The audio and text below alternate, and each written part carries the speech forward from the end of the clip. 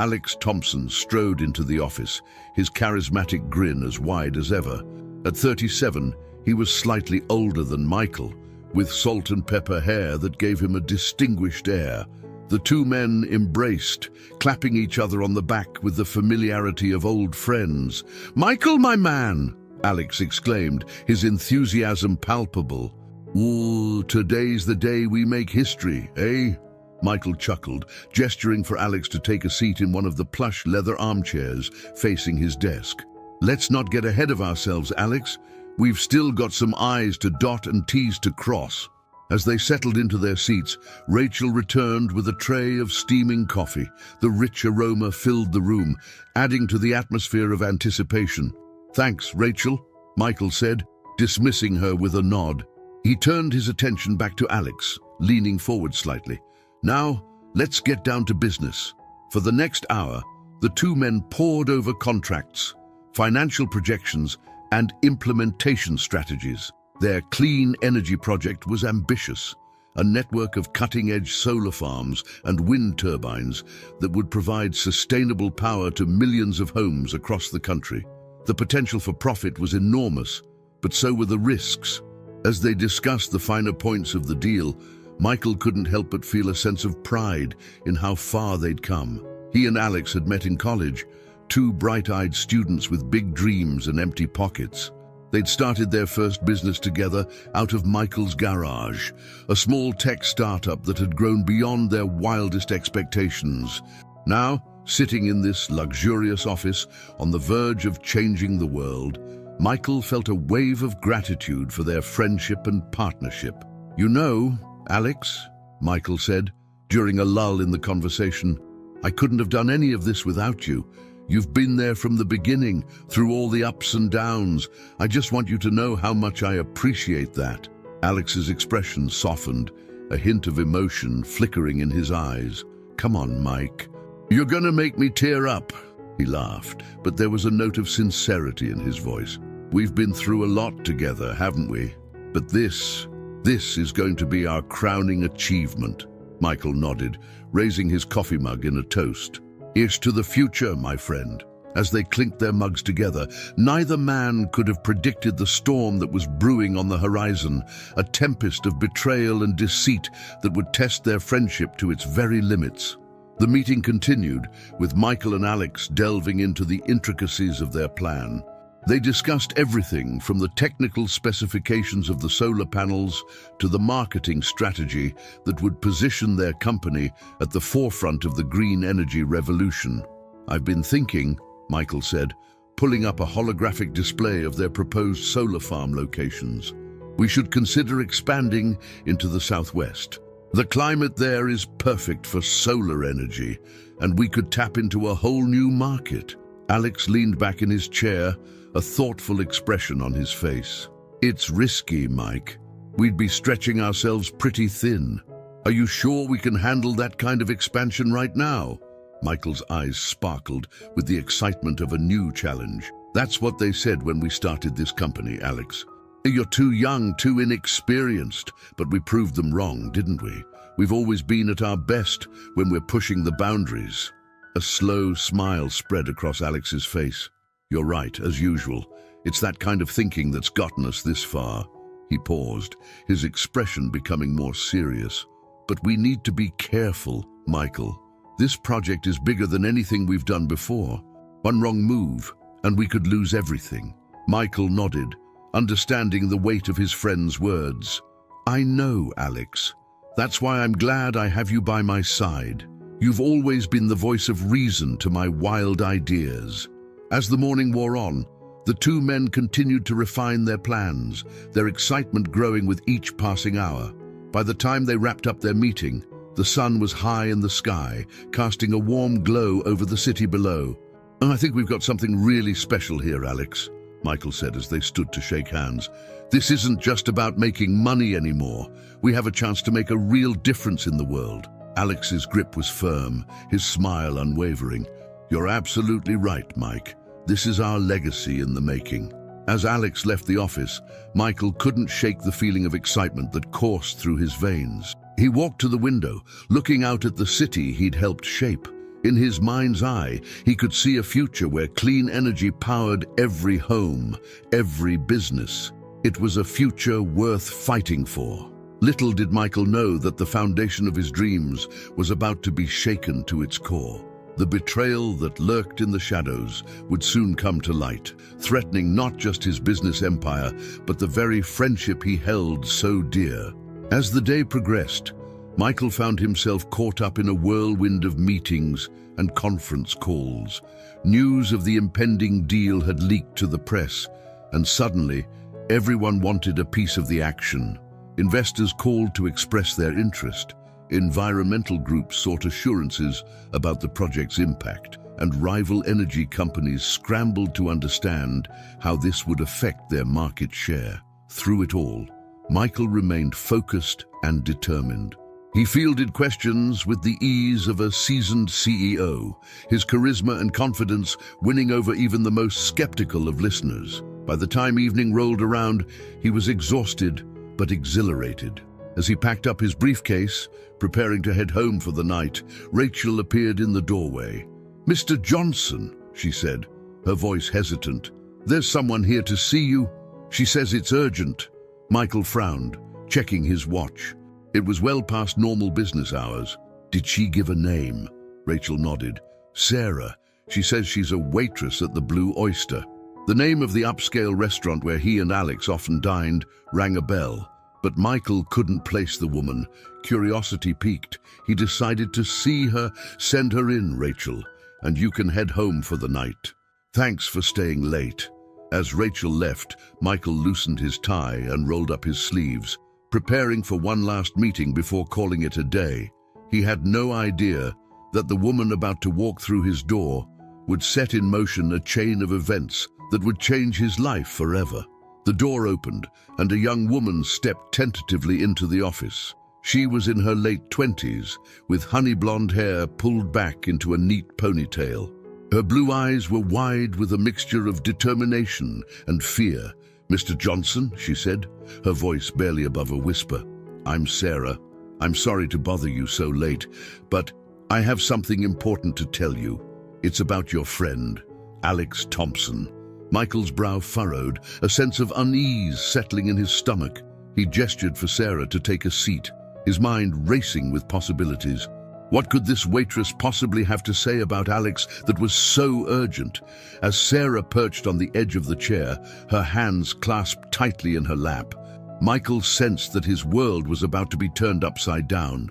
The story she was about to tell would shatter his trust, test his resolve, and force him to confront the harsh realities of betrayal and deception. But for now, in this moment of suspended anticipation, Michael Johnson was still the man who believed in the power of friendship and the promise of a brighter future. He had no way of knowing that the empire he'd built with such care was teetering on the brink of collapse, or that the person he trusted most in the world was the very one poised to bring it all crashing down. As the city lights began to twinkle outside his window, Michael leaned forward, ready to hear what Sarah had to say. "All right, Sarah," he said, his voice calm despite the growing tension in the room. "What's this about Alex?"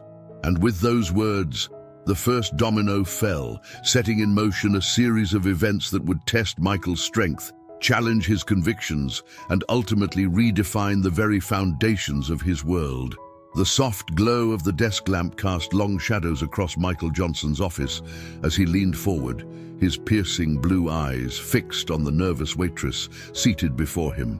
Sarah's fingers twisted anxiously in her lap, her gaze darting around the opulent space before settling back on the powerful man awaiting her words. "Mr. Johnson," Sarah began, her voice barely above a whisper. "I know this might sound crazy, but I overheard something today at the restaurant.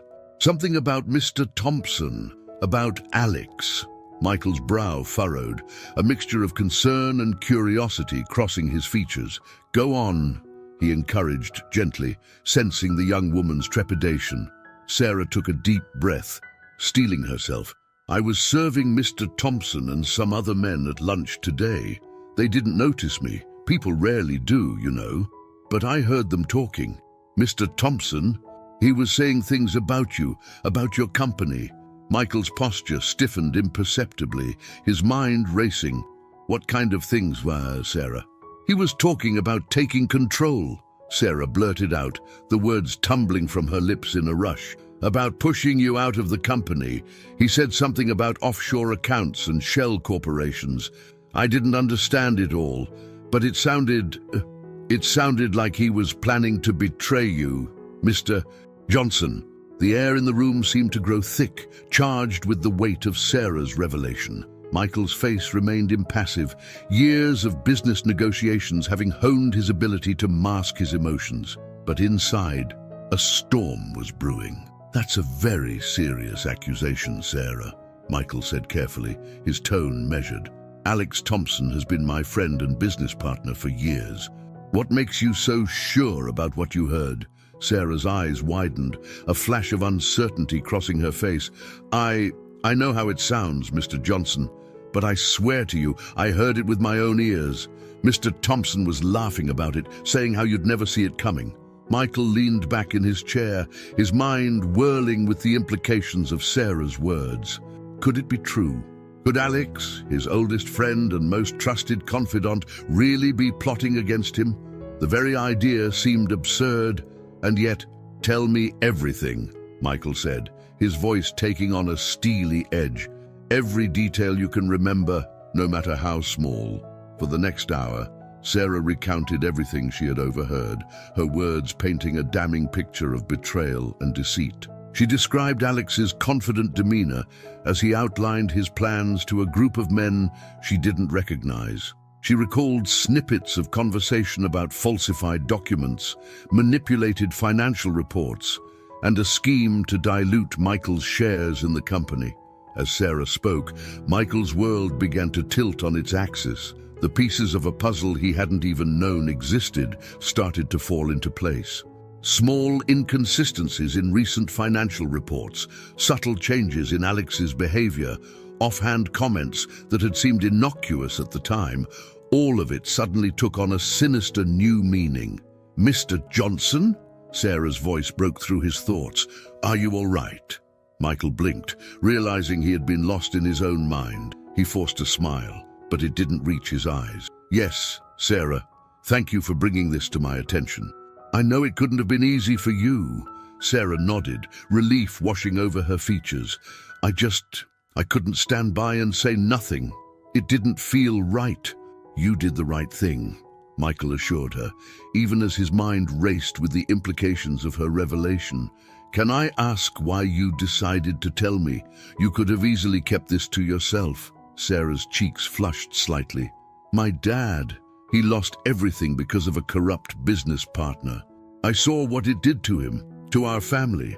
When I heard Mr. Thompson talking, I just kept thinking about my dad. I couldn't let that happen to someone else if I could help it. Michael's expression softened, touched by the young woman's integrity. I appreciate your honesty, Sarah, and your courage. Not many people would have done what you did. He reached into his desk drawer and pulled out a business card, scribbling a number on the back. This is my private line. If you remember anything else, or if you overhear anything more, please don't hesitate to call me day or night. Sarah took the card with trembling fingers, nodding solemnly. I will, Mr. Johnson. Thank you for believing me. As Sarah stood to leave, Michael's mind was already racing ahead, formulating plans and considering his next moves. He walked her to the door, thanking her once again for her bravery. Once alone, Michael sank back into his chair, the weight of Sarah's revelation settling heavily on his shoulders. He stared out at the twinkling city lights, his reflection ghostly in the window glass. The man looking back at him seemed older somehow, the lines around his eyes deeper, his expression haunted. For hours, Michael sat in his darkened office, replaying every interaction he'd had with Alex over the past few months. He pored over financial reports, searching for discrepancies he might have missed. He made discreet phone calls to trusted associates, probing for any hint of Alex's duplicity. As the first light of dawn began to streak the sky, Michael came to a grim realization. If Sarah was right and his gut told him she was, then his entire empire was at risk. Everything he had built, everything he had worked for, was suddenly hanging by a thread. But Michael Johnson hadn't become a millionaire by cowering in the face of adversity. As the new day dawned, a steely resolve settled over him. He would fight for his company, for his legacy, and if Alex Thompson thought he could betray him without consequences, he was in for a rude awakening. Michael picked up his phone, his finger hovering over Alex's number. For a moment, he was tempted to confront his old friend directly, to demand answers and explanations. But years of business acumen stayed his hand. No, he thought, replacing the phone on his desk. If Alex was truly plotting against him, tipping his hand now would be disastrous. Instead, Michael began to formulate a plan. He would need proof, irrefutable evidence of Alex's betrayal, and he would need to move carefully, methodically, to protect himself and his interests without alerting Alex to his suspicions. As the city below began to stir to life, Michael Johnson stood at his office window, his jaw set in determination. The game had changed, the stakes raised to unimaginable heights, but he was ready for the challenge. "All right, Alex," he murmured to himself, his reflection in the glass staring back with fierce intensity. "If it's a war you want, it's a war you'll get." With renewed purpose, Michael turned from the window and began to prepare for the day ahead.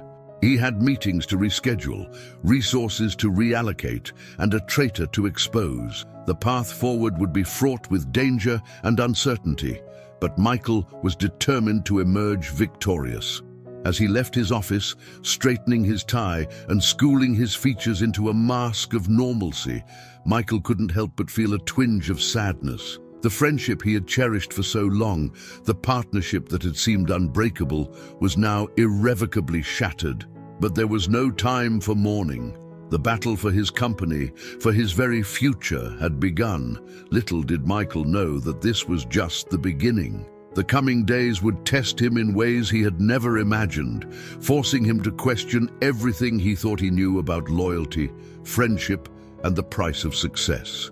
The game of corporate chess he was about to embark upon would require all of his skill, all of his cunning, and more courage than he knew he possessed. As he stepped into the elevator, Michael took a deep breath, centering himself for the challenges ahead. The doors closed with a soft ding, and as the car began its descent, Michael Johnson steeled himself for the fight of his life. The lobby was bustling with early morning activity as Michael strode through, nodding politely to employees and maintaining his usual air of confidence.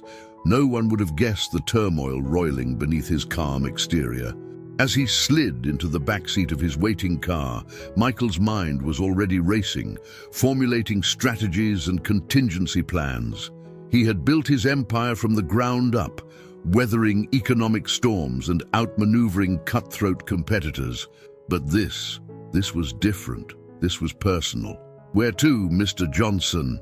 his driver, Frank, asked, meeting his eyes in the rearview mirror. Michael paused, considering. He had been planning to head straight to the office for his usual morning meetings. But now, with the threat of betrayal looming over him, he needed to regroup, to strategize away from prying eyes. "Change of plans, Frank," Michael said, his voice steady despite the turmoil in his mind. "Take me to Riverside Park. I think I need some fresh air this morning." As the car pulled away from the curb, Michael gazed out at the city he had conquered, the skyline dotted with buildings bearing his company's name. He had always prided himself on his ability to read people, to anticipate their moves and motivations. How had he missed this? How had Alex, his oldest friend, managed to deceive him so completely? The car wound its way through the morning traffic, finally pulling up alongside the quiet expanse of Riverside Park. Michael stepped out, inhaling deeply as the crisp morning air filled his lungs. "I'll be about an hour, Frank," he said, tapping the roof of the car. "Wait for me here." As Michael set off down one of the park's winding paths, his mind began to clear, the shock of Sarah's revelation giving way to cold, calculated planning. He needed proof, incontrovertible evidence of Alex's betrayal, but how to get it without tipping his hand? The gentle lapping of the Hudson River against the shore provided a soothing backdrop to Michael's thoughts. He found himself remembering the early days of his friendship with Alex, the late nights spent dreaming up business ideas in their college dorm room, the triumphs and setbacks they had weathered together. How had it come to this? As he rounded a bend in the path, Michael's eye caught on a chess game in progress. Two elderly men hunched over a board in deep concentration. He paused, watching as one player carefully maneuvered his knight, setting up a trap that his opponent had yet to see. In that moment, clarity struck Michael like a bolt of lightning. This situation with Alex was just another game of chess, and Michael Johnson had always been a master strategist. With renewed determination, Michael turned back toward his waiting car. He knew what he had to do. It was time to start moving his pieces into position.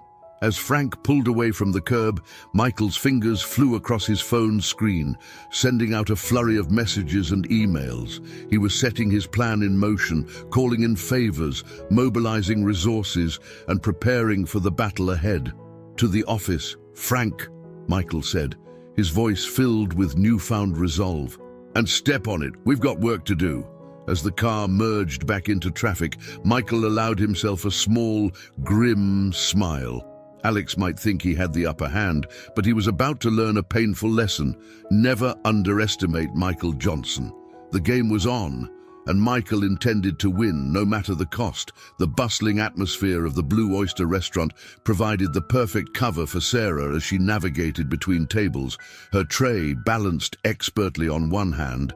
Her blue eyes, sharp and observant, scanned the room continuously, always on the lookout for empty glasses or finished plates.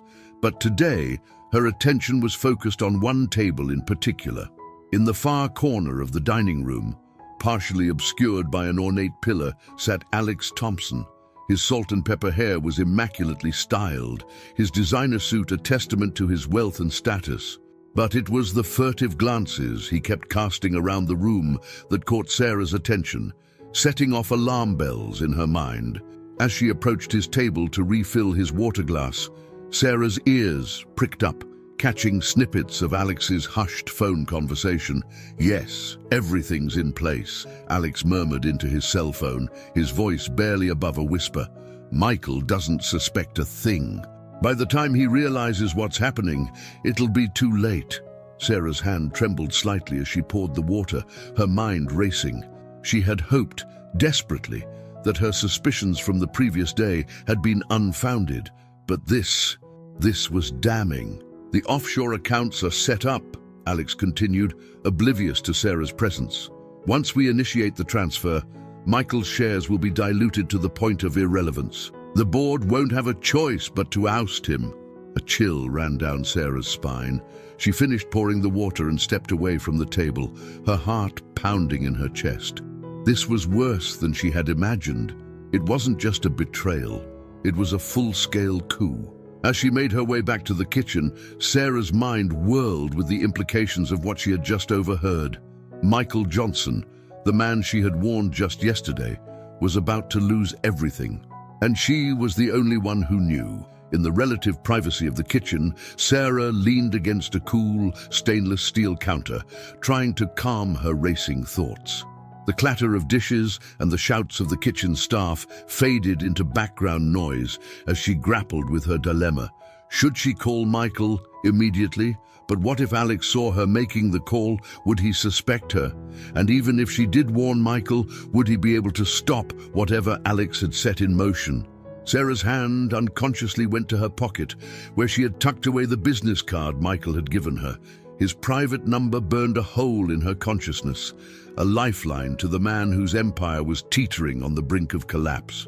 As she debated her next move, the kitchen door swung open, and Sarah's colleague, Jake, poked his head in. "Sarah, table 12 needs you. Some big shot is asking for you specifically." Sarah's blood ran cold. Table 12 was where Alex was sitting. Had he noticed her lingering too long? Had she given herself away somehow? Taking a deep breath to steady herself, Sarah smoothed down her apron and plastered on her best professional smile. "Thanks, Jake. I'll be right there." As she made her way back to Alex's table, Sarah's mind raced through possible scenarios. Maybe he just wanted to compliment her service. Maybe he needed something simple, like extra napkins or a dessert menu.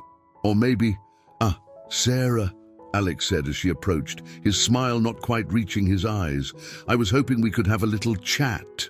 Sarah felt her heart skip a beat, but she maintained her composure. Of course, sir. How can I help you?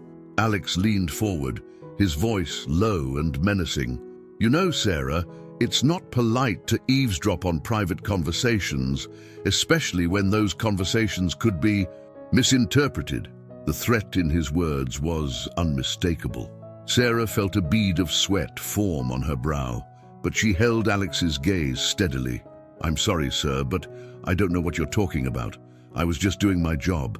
Alex's eyes narrowed, his facade of friendliness slipping away. Let me be clear, Sarah, what you think you heard, it would be in your best interest to forget it immediately. Do you understand? Sarah swallowed hard, her mind racing. She knew she should agree, should nod and smile and pretend she hadn't heard a thing, but something inside her rebelled at the idea of letting this man intimidate her into silence. I understand perfectly, Mr. Thompson, she said, her voice steadier than she felt. Is there anything else I can get for you? A flicker of surprise crossed Alex's face, quickly replaced by a cold anger. No, that will be all, for now. As Sarah turned to leave, Alex's voice stopped her. Oh, and Sarah, I'd hate to see anything unfortunate happen to such a hard-working young woman, or to her family.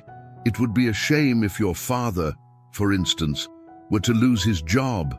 Again, Sarah froze, her blood turning to ice in her veins. How did he know about her father? The implications of Alex's threat were clear. He had done his research, and he was willing to use whatever leverage he had to ensure her silence. With a Herculean effort, Sarah forced herself to turn back to Alex, her face a mask of polite indifference. Thank you for your concern, Mr. Thompson. Have a good day. As she walked away, Sarah's mind was in turmoil. The stakes had just been raised exponentially. It wasn't just Michael Johnson's future at risk now. It was her own and her family's. Back in the relative safety of the kitchen, Sarah's hand shook as she reached for her phone. She knew what she had to do. Consequences be damned. She couldn't let Alex's threats stop her from doing what was right. With trembling fingers, she dialed the number Michael had given her. As the phone rang, Sarah took a deep breath, steeling herself for what was to come. When Michael's voice came on the line, Sarah's words tumbled out in a rush. Mr. Johnson, it's Sarah. I'm sorry to bother you, but things have gotten worse. Much worse? As Sarah recounted her conversation with Alex, she could hear the sharp intake of breath on the other end of the line. When she finished, there was a moment of heavy silence. Sarah, Michael's voice was tight with barely controlled anger. I want you to listen to me very carefully. What you've done is incredibly brave, and I promise you, I will not let Alex harm you or your family. But right now, I need you to act as if nothing has happened. Can you do that? Sarah nodded, then remembered Michael couldn't see her. Yes, she said, her voice barely above a whisper. I can do that. Good, Michael replied. I'm going to send someone to pick you up after your shift. Don't go home. Don't talk to anyone. Just wait for my car. Can you do that? Yes, Sarah said again, a mix of fear and relief washing over her. I can do that. As she ended the call, Sarah took a moment to compose herself. She had made her choice. There was no going back now. Whatever happened next, she knew she had done the right thing. With a deep breath, Sarah straightened her uniform and pushed through the kitchen doors, back into the fray of the bustling restaurant. She had a job to do, a role to play, and for now that role was to be the unassuming waitress, oblivious to the storm that was about to break. As she moved among the tables, refilling glasses and taking orders, Sarah couldn't help but feel the weight of Alex's gaze following her, but she refused to let it intimidate her. She had faced down his threats, had chosen to stand up for what was right. And as the hours of her shift ticked by, Sarah found a new strength growing within her. She had set in motion events that would change lives, including her own. But whatever challenges lay ahead, she knew she was ready to face them. The game had changed, the stakes raised to unimaginable heights, but Sarah, like Michael, was determined to see it through to the end. As the sun began to set outside the restaurant windows, Sarah steeled herself for what was to come. The battle lines had been drawn, and she had chosen her side. Now, all that remained was to see how the chips would fall. The rhythmic ticking of the clock on the wall seemed to echo Sarah's racing heartbeat as she mechanically went through the motions of closing up the restaurant. Her shift had ended, but the weight of the day's events hung heavy on her shoulders. The confrontation with Alex Thompson replayed in her mind on an endless loop, each iteration amplifying her anxiety. As she wiped down the last table, Sarah caught her reflection in the polished surface. The woman staring back at her looked older somehow, the lines around her eyes etched deeper by worry and fear. She barely recognized herself. "Hey, Sarah, you okay?" Jake's voice startled her out of her reverie. "You've been cleaning that same spot for 5 minutes." Sarah forced a smile, hoping it didn't look as brittle as it felt. "Yeah, just tired. Long day, you know." Jake nodded sympathetically. "Tell me about it. Want to grab a drink?" A bunch of us are heading to O'Malley's. For a moment, Sarah was tempted. The thought of losing herself in the familiar comfort of friends and a cold beer was achingly appealing. But Michael's words echoed in her mind. "Don't go home. Don't talk to anyone. Just wait for my car." "Thanks, but I think I'll just head home," Sarah lied, the words tasting bitter on her tongue. "Rain check." As Jake shrugged and walked away, Sarah felt a pang of guilt. How many more lies would she have to tell before this was over? With trembling hands, Sarah gathered her things and made her way to the employee exit at the back of the restaurant. The cool night air hit her face as she stepped outside, bringing with it a moment of clarity. What had she gotten herself into? Sarah leaned against the brick wall of the alley, her mind a whirlwind of conflicting thoughts and emotions. On one side was her unwavering belief in doing what was right, in standing up against injustice. The memory of her father, broken and defeated after losing everything to a corrupt business partner, fueled her resolve. But on the other side was fear, raw, primal fear. Alex's threats echoed in her mind, each word a dagger of ice in her heart. He knew about her family, about her father's struggles. What else did he know? How far would he go to keep her quiet? And what about Michael Johnson? She had only met him briefly, knew him only by reputation. Could she really trust him to protect her and her family? Or was she just trading one powerful, potentially dangerous man for another? Sarah closed her eyes, taking deep breaths to calm her racing heart. She thought of her mother, working 2 jobs to keep food on the table after her father's business collapsed. She thought of her younger sister, whose college dreams hung by the thread of a precarious scholarship. One word from Alex Thompson could shatter their fragile stability. But then she thought of the countless others who would be affected if Alex's plan succeeded. How many families would suffer if Michael Johnson's company fell? How many jobs would be lost? How many lives upended? The sound of an approaching car jolted Sarah from her thoughts. A sleek black sedan pulled up at the mouth of the alley, its tinted windows revealing nothing of its occupants. Was this Michael's car, come to whisk her away to safety? Or had Alex sent someone to ensure her silence more permanently? Sarah's hand instinctively went to her pocket, fingers brushing against her phone. She could call the police, tell them everything. But what proof did she have beyond her word against that of 2 powerful businessmen? As the car door opened, Sarah made her decision. Whatever came next, she would face it head-on. She had chosen her path, and there was no turning back now. With a deep breath, Sarah stepped forward, her chin held high.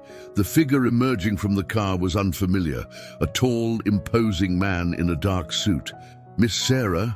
the man asked, his voice surprisingly gentle. "Mr. Johnson sent me. Are you ready to go?" Sarah nodded, her voice steady despite the turmoil in her heart. "Yes, I'm ready." As she slid into the back seat of the car, Sarah caught a glimpse of her reflection in the window. The woman looking back at her was scared. Yes, but there was something else there too. A determination, a strength she hadn't known she possessed.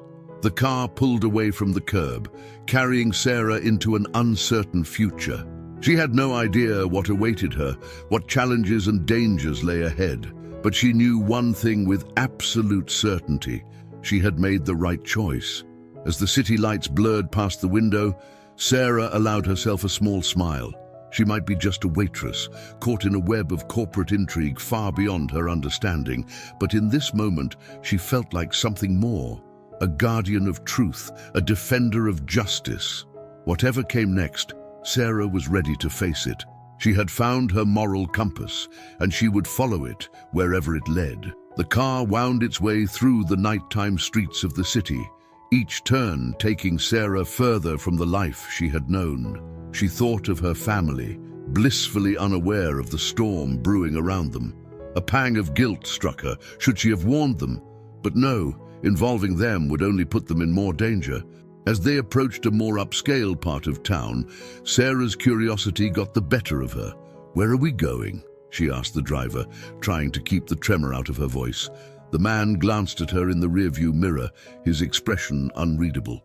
"Somewhere safe. Mr. Johnson has arranged a secure location for you." Sarah nodded, unsure whether to feel relieved or more anxious. The car finally came to a stop outside a nondescript high-rise building. As Sarah stepped out, she was struck by how ordinary it looked. Not at all the kind of place she would have expected a millionaire to use as a safe house. The driver led her inside and up to a penthouse suite. As the elevator doors opened, Sarah found herself face to face with Michael Johnson himself. "Sarah," Michael said, his voice tight with concern, "thank you for coming. I know this must be overwhelming for you." Sarah nodded, suddenly feeling very small in the spacious, luxurious apartment. "Mr. Johnson, I don't know what to do. Alex knows about my family. He threatened them. I'm scared." Michael's expression softened. He gestured for Sarah to sit on one of the plush sofas. "I understand, Sarah, and I want you to know that I will do everything in my power to protect you and your family. But first, I need you to tell me everything. Every detail you can remember about what you overheard." For the next hour, Sarah recounted everything, from her first suspicions to her confrontation with Alex. Michael listened intently, his brow furrowed in concentration. When she finished, Michael was silent for a long moment. "Sarah," he finally said, his voice grave, "what you've done is incredibly brave and incredibly dangerous. Alex Thompson is not a man to be trifled with." Sarah felt a chill run down her spine. "What are we going to do?" Michael's eyes hardened with resolve. "We're going to fight. Alex thinks he can intimidate us into silence, but he's underestimated both of us. I've already set things in motion. My legal team is working on gathering evidence, and I have trusted associates investigating Alex's offshore accounts." He leaned forward, his gaze intense. "But Sarah, I need to know, are you willing to see this through? It won't be easy. Alex will come at us with everything he has. There may be legal battles, media scrutiny. Your life will never be the same." Sarah took a deep breath. Considering Michael's words, she thought of her family, of the life she had known, and then she thought of Alex's smug face, of the lives he was willing to destroy for his own gain. "I'm in," she said, her voice stronger than she felt. "Whatever it takes, I'm in." Michael nodded, a small smile of approval on his face. "Good, because we're going to need your help. You're our key witness, Sarah. Your testimony could be the linchpin that brings Alex down." As Michael began to outline their strategy, Sarah felt a mix of fear and exhilaration. She was stepping into a world she barely understood, filled with dangers she could scarcely imagine. But she also felt a sense of purpose, a conviction that she was doing the right thing. The night wore on, filled with plans and preparations. As the first light of dawn began to streak the sky, Sarah stood at the penthouse window, looking out over the awakening city. She thought of the bustling restaurant where she had worked just hours ago, of the simple life she was leaving behind. But as she turned back to Michael, seeing the determination in his eyes, Sarah knew she had made the right choice. Whatever challenges lay ahead, whatever dangers they might face, she was ready. The waitress who had stumbled upon a conspiracy was gone. In her place stood a woman prepared to fight for justice, no matter the cost. As the new day dawned, Sarah squared her shoulders, ready to face whatever came next. The battle for truth had begun, and she was right in the middle of it. The early morning sun cast long shadows across the polished floors of Michael Johnson's penthouse office as he strode purposefully through the doors. His crisp suit and confident demeanor betrayed nothing of the turmoil that had consumed him since Sarah's revelation. To anyone watching, he was still the unflappable CEO, the master of his domain. But beneath that carefully cultivated exterior, Michael's mind was racing. The weight of Sarah's words from the previous night pressed heavily upon him, each revelation a dagger to the heart of the trust he had placed in Alex Thompson. As he settled into his chair, Michael allowed himself a moment of vulnerability, unseen by the world outside his office walls. He closed his eyes, memories flooding back of the years he and Alex had spent building their empire together. Late nights poring over contracts, celebratory drinks after closing big deals, the camaraderie that had seen them through countless challenges. How had it all gone so wrong? A soft knock at the door jolted Michael from his reverie. "Come in," he called, his voice steady despite the emotional storm raging within him. Rachel, his ever-efficient assistant, entered with a stack of files and a steaming cup of coffee. "Good morning, Mr. Johnson. I have the reports you requested on the offshore accounts, and Mr. Thompson is waiting to see you. Shall I send him in?" Michael's heart skipped a beat at the mention of Alex's name. This was it. The moment of truth. Could he face his old friend? Knowing what he now knew, could he look into Alex's eyes and not betray the hurt and betrayal he felt? Taking a deep breath to center himself, Michael nodded. "Give me 5 minutes, then send him in.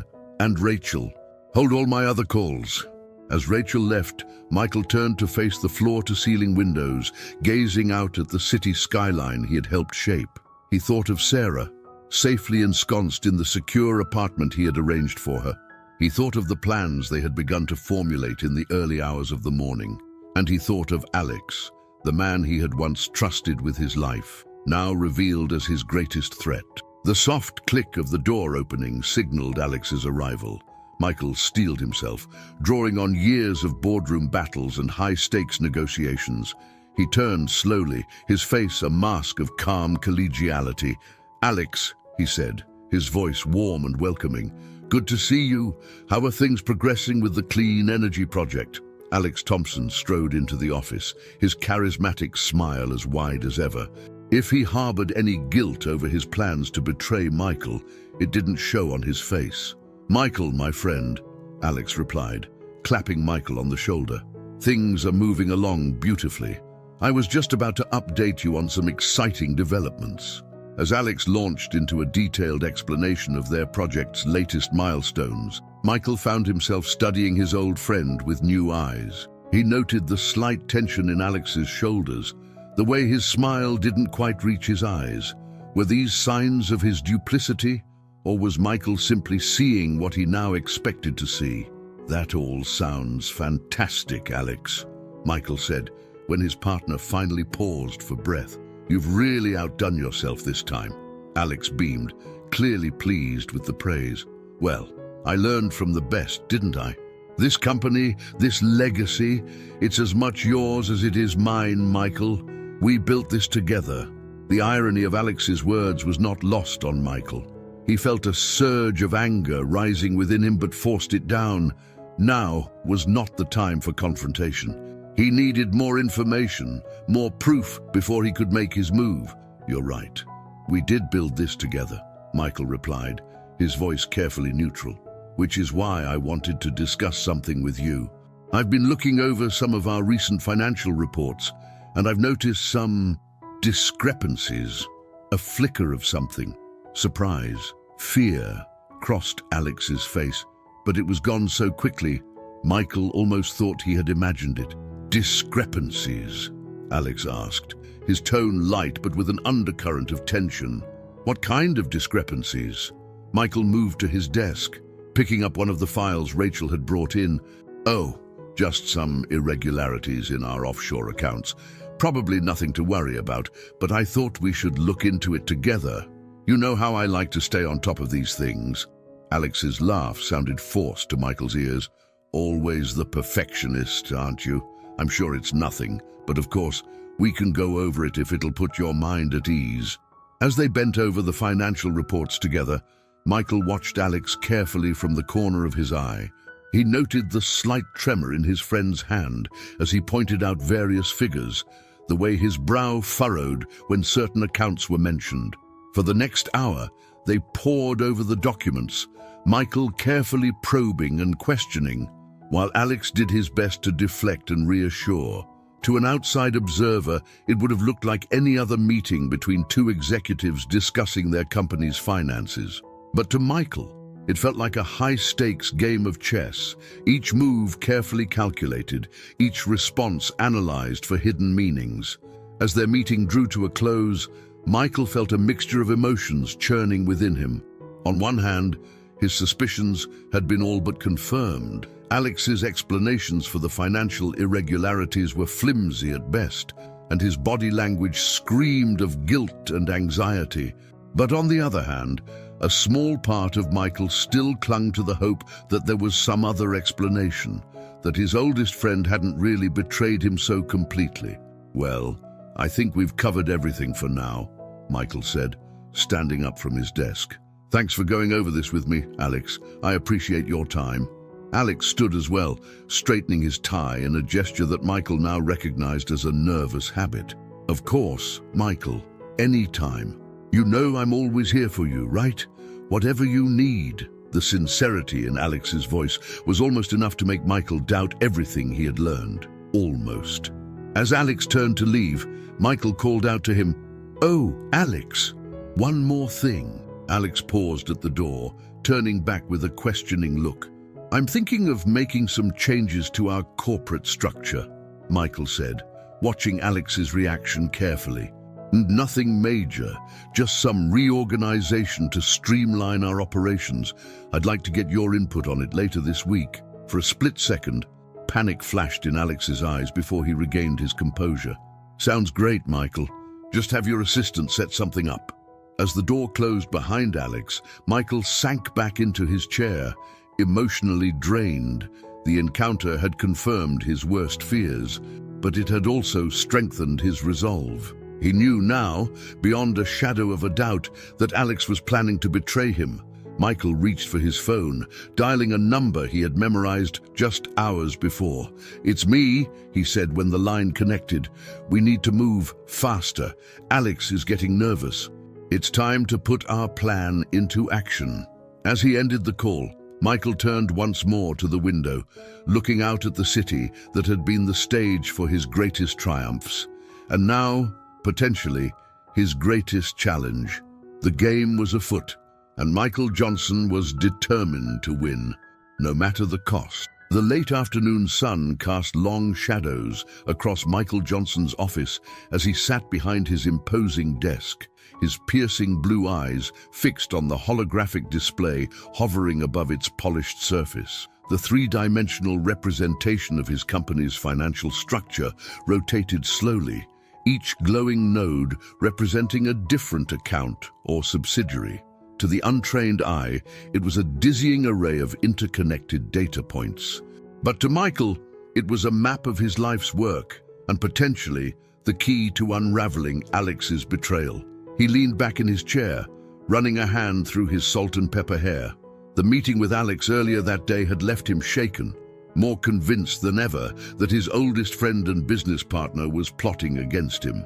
But suspicion wasn't enough. He needed proof, hard, irrefutable evidence that would stand up in court. A soft chime from his computer interrupted his thoughts. An encrypted message flashed across the screen. Initial analysis complete. Anomalies detected in offshore accounts. Recommend further investigation. Michael's jaw tightened. Jay was his most trusted investigator, a former intelligence operative with a knack for uncovering even the most well-hidden secrets. If Jay had found something, it was worth looking into. He tapped a button on his desk, and Rachel's voice came through the intercom. "Yes, Mr. Johnson. Cancel my dinner plans for tonight," Michael said, his voice steady despite the turmoil in his mind. "And have the car ready in an hour. I'll be working late." "Of course, sir," Rachel replied, her tone professional as always. "Anything else?" Michael paused, considering. "Yes, actually. Can you discreetly inquire about Alex's schedule for the next few days? I want to know his movements, but don't let on that I'm asking." There was a brief hesitation on the other end of the line. "Certainly, Mr. Johnson. I'll take care of it right away." As the connection clicked off, Michael turned back to the holographic display. He zoomed in on one particular cluster of nodes, representing a series of shell companies that he and Alex had set up years ago for legitimate tax purposes. But now, looking at the flow of funds with fresh eyes, he began to see patterns that hadn't been apparent before. Small amounts, easily overlooked in the grand scheme of things, were being siphoned off and redirected through a labyrinth of accounts. It was clever, he had to admit. Anyone doing a cursory audit would likely miss it, but Michael knew his company's finances like the back of his hand, and now that he was looking for it, the discrepancy was glaring. He pulled up another screen, this one showing a timeline of recent transactions. His eyes narrowed as he spotted a series of transfers that coincided with key business decisions that Alex had pushed for, often against Michael's initial instincts. "You crafty bastard," Michael muttered under his breath, a mix of admiration and anger coloring his tone. As the pieces began to fall into place, Michael felt a cold determination settle over him. This wasn't just about money. It was about power, control, and the very future of the company they had built together. He reached for his secure phone, the one not connected to the company's network, and dialed a number from memory. "It's me," he said when the line connected. "I need you to dig deeper into those offshore accounts we discussed, and I want everything you can find on Alex's recent communications, emails, phone records, the works. But be careful. If he gets wind of this..." The voice on the other end assured him of their discretion, and Michael ended the call, his mind already racing ahead to the next steps. He stood, walking to the floor-to-ceiling windows that offered a panoramic view of the city. The skyline was dotted with buildings bearing his company's logo, a testament to the empire he and Alex had built together. Now, that very empire was at stake. As the sun dipped below the horizon, casting the city in a golden glow, Michael made a silent vow. He would fight for what was his, not just for himself, but for every employee who depended on the company for their livelihood. Alex may have made the first move in this corporate chess game, but Michael was determined to emerge victorious. A soft knock at the door pulled him from his thoughts. "Come in," he called, turning from the window. Rachel entered, a tablet in hand. "Sir, I have the information you requested about Mr. Thompson's schedule." Michael nodded, gesturing for her to continue. "He has a series of meetings scheduled for tomorrow with the board members," Rachel reported, her voice professional but with a hint of concern. "And there's something else. He's booked a private jet for the day after tomorrow. Destination unknown." Michael's eyes narrowed. "A private jet? That's not standard procedure." Rachel nodded, her expression troubled. "No, sir, it's not. And there's one more thing. Mr. Thompson has been making frequent calls to a number I don't recognize. It's not in our company directory." "Can you trace it?" Michael asked, his mind already spinning with possibilities. "I'm working on it, sir," Rachel replied. "But whoever it is, they're being very careful about covering their tracks." Michael nodded, a grim smile playing at the corners of his mouth. "Thank you, Rachel. You've been invaluable, as always." But I need you to do one more thing for me. Of course, sir, anything.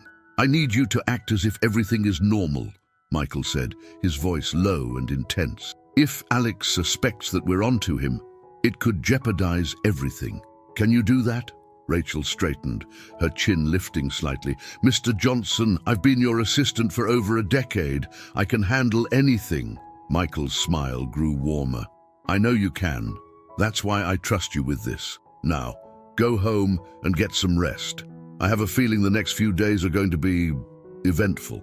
As Rachel left, Michael turned back to the window, his reflection staring back at him from the darkened glass. The man he saw looked older, wearier than he had just days ago, but there was a fire in his eyes, a determination that hadn't been there before. Alex Thompson might think he had the upper hand, but he was about to learn a painful lesson. Never underestimate Michael Johnson.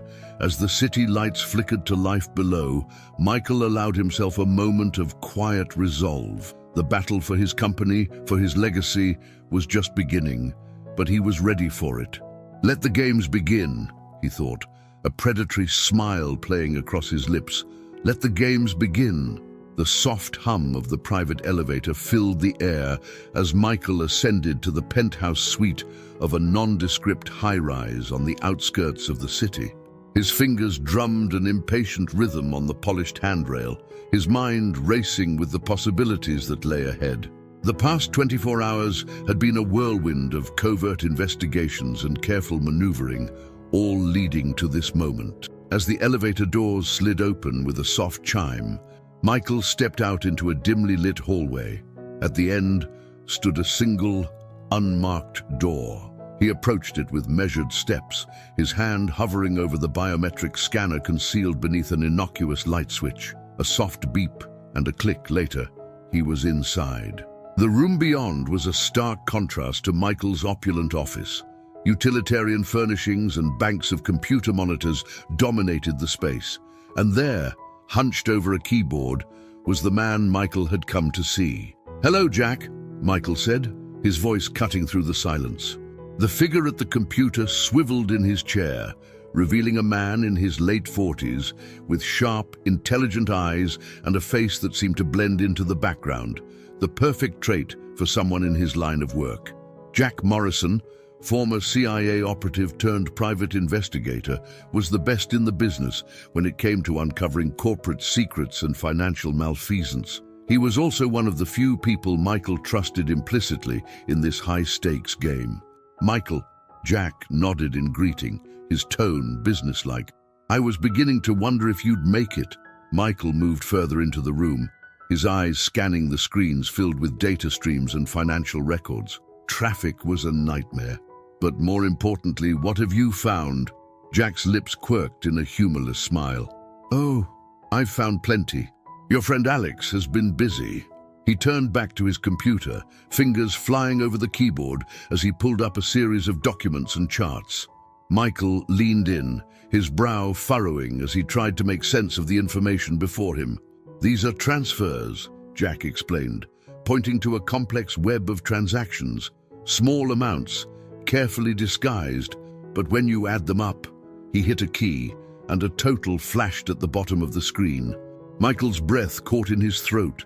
The number was staggering, millions of dollars, siphoned off over the course of months, maybe even years. "How did I miss this?" Michael murmured, more to himself than to Jack. Jack's voice was sympathetic but firm. It was cleverly done, spread out over multiple accounts, hidden behind a maze of shell companies. But once you know what to look for, the pattern becomes clear. Michael straightened, his jaw set in a hard line. "And you're sure it was Alex?" In response, Jack pulled up another screen. This one showed a series of emails, all sent from an encrypted account. "These took some doing to crack," Jack said, a note of pride in his voice. "But the content is illuminating." Michael leaned in, his eyes scanning the messages. With each line he read, he felt a cold anger building in his chest. The emails detailed plans to undermine him, to dilute his shares in the company, to push him out of the empire he had built. "Son of a bitch," Michael breathed, his hands clenching into fists at his sides. Jack watched him carefully, his expression unreadable. "There's more," he said after a moment. "Those phone calls your assistant couldn't trace. I found out who he's been talking to." With a few keystrokes, a new image appeared on the screen. Michael's eyes widened in recognition. That's Senator Hawkins," he said, disbelief coloring his tone. "What the hell is Alex doing talking to him?" Jack's voice was grim. "From what I can gather, they're planning some kind of regulatory change, something that would give Alex's faction of the company a significant advantage." Michael felt as if the floor was shifting beneath his feet. The betrayal ran deeper than he had ever imagined. This wasn't just about money or power within the company. Alex was playing a much bigger game. "What do we do now?" Michael asked, his voice barely above a whisper. Jack stood, placing a hand on Michael's shoulder. "Now, we fight back. You've got the evidence. It's time to make your move." Michael nodded, a steely resolve settling over him. "You're right. No more waiting, no more gathering intel. It's time to confront Alex head-on." As he turned to leave, Jack called out to him, "Michael, be careful. Men like Alex, when they're backed into a corner, they can be dangerous." Michael paused at the door, looking back at his old friend. "I know, but I've got something Alex doesn't." "What's that?" Jack asked. A slow, determined smile spread across Michael's face. "The truth, and a damn good friend watching my back." With that, Michael stepped out of the room and back into the elevator. As he descended, he felt a curious mix of emotions: anger at the betrayal, fear of what was to come, but also a fierce determination. Alex had underestimated him, had thought he could outmaneuver the very man who had taught him everything he knew about business.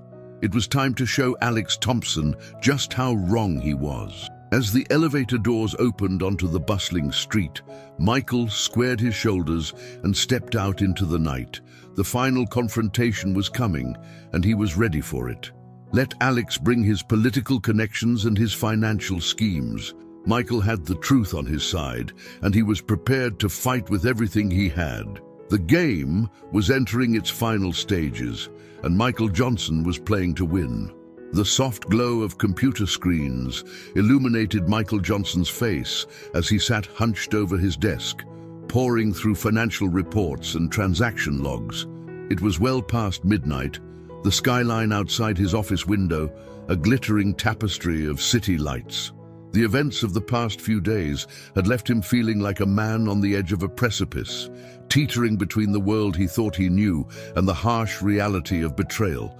With a frustrated sigh, Michael leaned back in his chair, rubbing his tired eyes. The more he dug into the company's finances, the clearer Alex's deception became.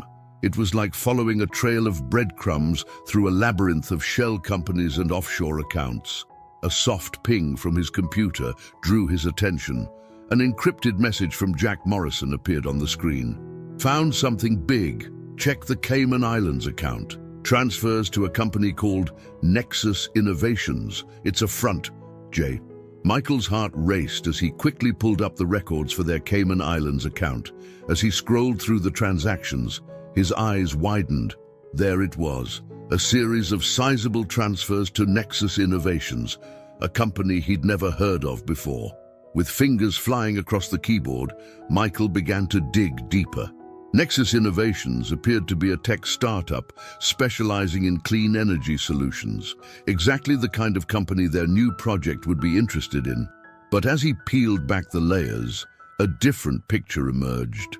Nexus was a shell company, expertly crafted to appear legitimate at first glance, but its paper trail led back to a series of holding companies, each more obscure than the last. And at the end of that trail was a name that made Michael's blood run cold: Alexander Thompson. "Gotcha," Michael whispered, a mix of triumph and sadness in his voice. This was the smoking gun he'd been looking for, irrefutable proof of Alex's betrayal. But the discovery brought him no joy. Instead, a wave of melancholy washed over him as he thought about the years of friendship, the trust he had placed in Alex. How long had this been going on? How long had Alex been plotting behind his back? Michael's reverie was interrupted by a soft knock at the door. He quickly minimized the screens, calling out, "Come in." To his surprise, it was Rachel who entered, looking as impeccable as ever, despite the late hour. "Mr. Johnson, I'm sorry to disturb you, but there's something you need to see." She approached his desk, tablet in hand, her expression a mix of concern and determination. "I've been doing some digging of my own, sir. I know you said to act normal, but, well, I couldn't just sit back and do nothing." Michael felt a surge of affection for his loyal assistant. "What have you found, Rachel?" She handed him the tablet, her voice low and urgent. "It's about the board meeting Alex has scheduled for tomorrow. I managed to get a look at the agenda he submitted. He's proposing a restructuring of the company leadership." Michael's eyes scanned the document, his frown deepening with each line. The proposal was carefully worded, but the intent was clear. Alex was making his move to push Michael out. "He's moving faster than we anticipated," Michael muttered, more to himself than to Rachel. Rachel nodded, her expression grim. "There's more, sir. I overheard Alex on the phone earlier today. He was talking about a contingency plan if things didn't go his way at the meeting. I couldn't hear all the details, but it sounded serious." Michael's mind raced, putting the pieces together. The offshore accounts, the shell company, the board meeting, the contingency plan. It was all coming to a head. He stood abruptly, startling Rachel. "Thank you, Rachel. You've done excellent work. But I need you to do one more thing for me." "Anything, sir," she replied without hesitation. "I need you to quietly reach out to our most trusted board members. The ones we know aren't in Alex's pocket. Tell them I need to meet with them first thing in the morning, before the official board meeting. Can you do that?"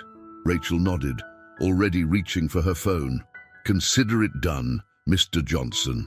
As she turned to leave, Michael called out to her, "Rachel, thank you for everything. I don't know what I'd do without you." A small smile played at the corners of her mouth. "Just doing my job, sir. We'll get through this." As the door closed behind her, Michael turned back to his computer, a new sense of urgency driving him. He had the evidence. He had a plan forming, but time was running out.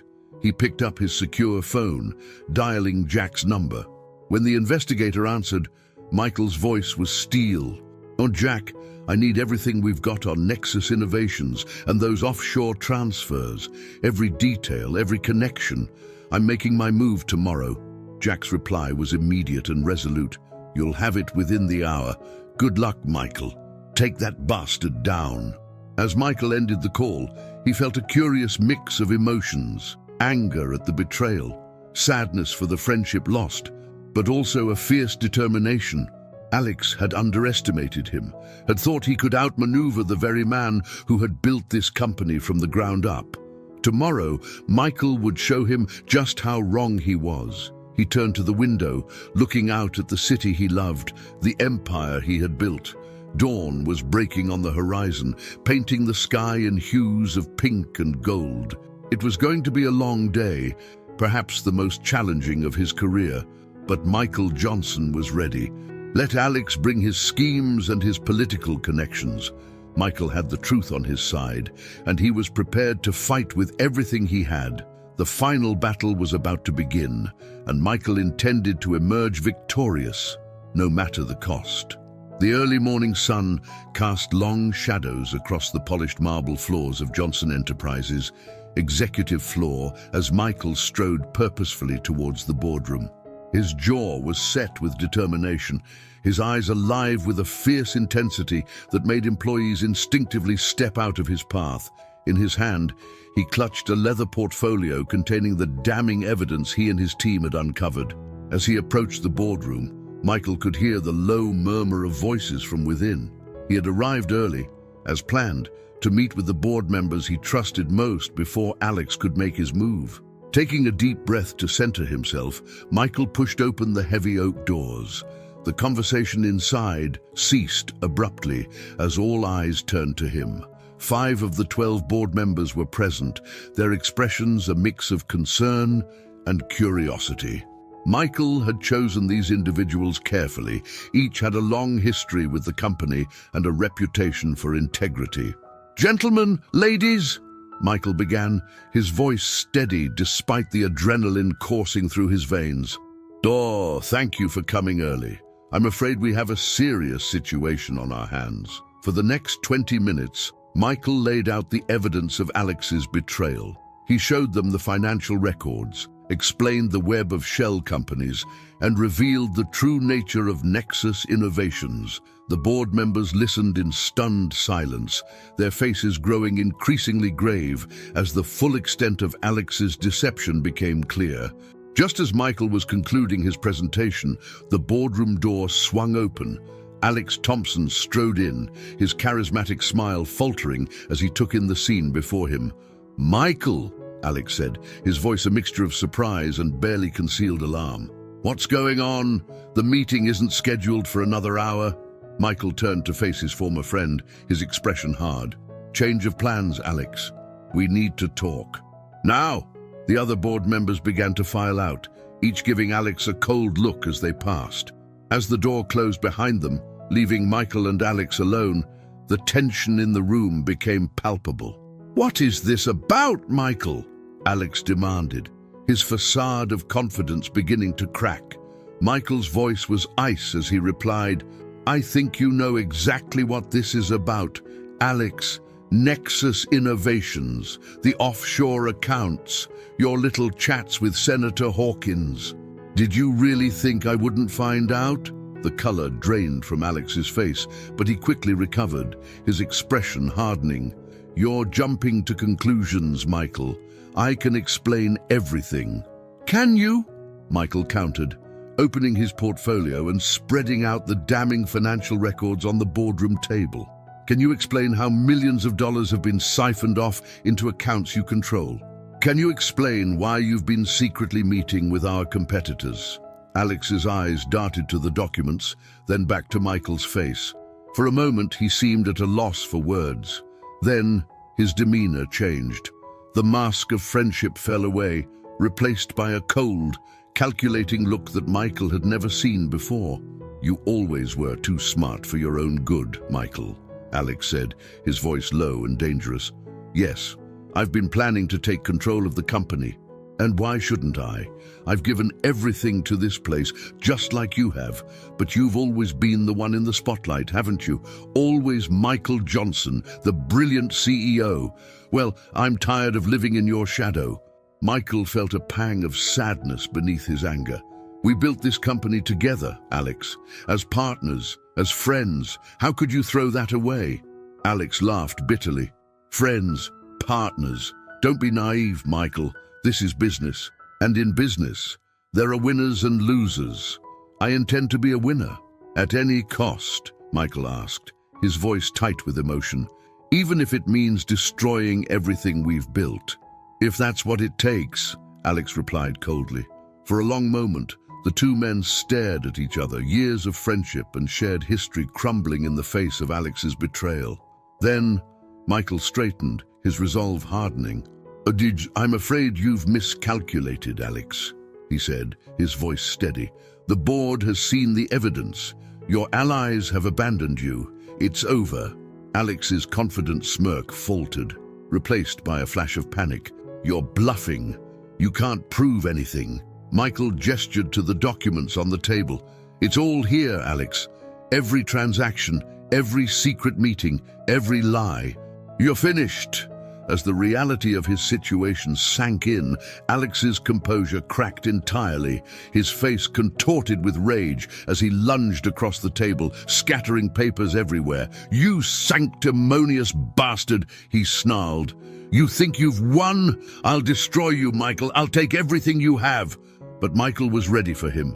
He sidestepped Alex's attack, using the larger man's momentum to send him sprawling. As Alex struggled to his feet, the boardroom door burst open. Two security guards, alerted by the commotion, rushed in. "Mr. Thompson," one of the guards said firmly, "I'm going to have to ask you to come with us." As the guards led a seething Alex away, Michael sank into a chair, suddenly feeling every one of his years. The confrontation had left him drained, both physically and emotionally. Rachel appeared in the doorway, her face etched with concern. "Mr. Johnson, are you all right?" Michael nodded wearily. "Yes, Rachel, it's over. It's finally over." As Rachel began to gather the scattered documents, Michael turned to look out the boardroom window. The city sprawled before him, bathed in the golden light of morning. His city, his company, both of which he had come so close to losing. The road ahead would be challenging. There would be legal battles, PR nightmares, and the monumental task of rebuilding trust within the company. But as Michael watched the sun climb higher in the sky, he felt a glimmer of hope. He had faced the storm and emerged victorious. And with loyal people like Rachel, Jack, and Sarah by his side, he knew he could face whatever challenges lay ahead. The betrayal of his oldest friend had shaken Michael to his core. But it had also reminded him of the importance of integrity, of staying true to one's principles, even in the face of adversity. As he stood to leave the boardroom, Michael made a silent vow. He would rebuild his company stronger than ever, guided by the values of trust, honesty, and loyalty that Alex had so callously discarded. The future was uncertain, but Michael Johnson was ready to face it head-on. The afternoon sun streamed through the windows of Michael Johnson's office, casting long shadows across the room. The events of the morning's confrontation with Alex still weighed heavily on his mind, but there was no time for reflection. Now was the time for decisive action. Michael sat behind his desk, surrounded by a team of trusted advisors, legal counsel, financial experts, and security personnel. The atmosphere was tense, charged with the urgency of the situation at hand. "All right," Michael began, his voice steady and authoritative. "We need to move quickly to protect the company's assets. Alex may be in custody, but we can't underestimate him. He still has allies, and we need to cut off his access to resources immediately." Jessica Chen, the company's chief legal officer, nodded in agreement. "We've already initiated the process to freeze Alex's corporate accounts and revoke his access to all company systems, but we need to go further." "What do you suggest?" Michael asked, leaning forward intently. Jessica pulled out a thick folder of documents. "Based on the evidence we've gathered, we have grounds to petition the court for an emergency freeze on all of Alex's personal accounts as well. We can argue that these assets are potentially derived from his fraudulent activities within the company." Michael's brow furrowed as he considered the implications. It was an aggressive move, one that would effectively cripple Alex financially. But given the scale of his former friend's betrayal, it was necessary. "Do it," Michael said firmly, "but make sure we're on solid legal ground. I don't want any loopholes that Alex's lawyers can exploit." As Jessica began outlining the legal strategy, Michael's CFO, David Roth, cleared his throat. "There's another issue we need to address," he said, his expression grave. "The offshore accounts." Michael felt a knot form in his stomach. The web of international accounts that Alex had used to siphon off company funds was complex and far-reaching. Freezing those assets would be challenging, to say the least. "What are our options?" Michael asked. David spread out a series of financial reports on the desk. "We've identified most of the accounts, thanks to the work of your investigator. We can start by alerting the relevant financial institutions and regulatory bodies in each jurisdiction. It won't be instantaneous, but it should prevent Alex from accessing or moving those funds in the short term." Michael nodded, his mind racing. "Good, make it happen. And I want a full audit of every account, every transaction. If there's even a hint that any of our partners or board members were complicit in this, I want to know about it." As the team continued to discuss strategy, Michael's phone buzzed with an incoming message. It was from Jack Morrison, his private investigator. "Just got word. Alex made a call from holding. Couldn't trace the recipient, but it was short. Be careful. He might be making moves." Michael's jaw clenched as he read the message. Even in custody, Alex was still a threat. He looked up at his security chief, a former military officer named Frank Delgado. "Frank, I need you to coordinate with local law enforcement, increase security at all our major facilities, and I want protection details on our key executives and their families. If Alex is planning something, I want us to be ready." Frank nodded grimly, already pulling out his phone to make the necessary arrangements. As the meeting continued, Michael felt the weight of responsibility pressing down on him. Every decision he made now would have far-reaching consequences, not just for him, but for every employee who depended on the company for their livelihood. Hours passed as they hammered out the details of their strategy. Legal documents were drafted, financial protocols were put in place, and security measures were tightened across the board. By the time the sun began to set, casting an orange glow across the city skyline, Michael felt they had done everything possible to secure the company's assets and protect against further sabotage. As the team began to file out of his office, each heading off to implement their part of the plan, Michael called out to Jessica, his legal counsel. "Jessica, a moment, please." She turned back, and questioning look on her face. Michael sighed, feeling the weight of the day's events. "I need you to prepare one more document for me, a statement to the employees. They deserve to know what's happening, at least in broad strokes." Jessica nodded, understanding. "Of course. What do you want to say?" Michael stood, walking to the window and gazing out at the city below. Tell them that we've uncovered some serious financial irregularities, that we're taking all necessary steps to protect the company and their jobs. Assure them that we're cooperating fully with authorities and that we'll get through this together." He turned back to Jessica, his expression resolute, "and make it clear that this company will not tolerate betrayal or unethical behavior, no matter who it comes from.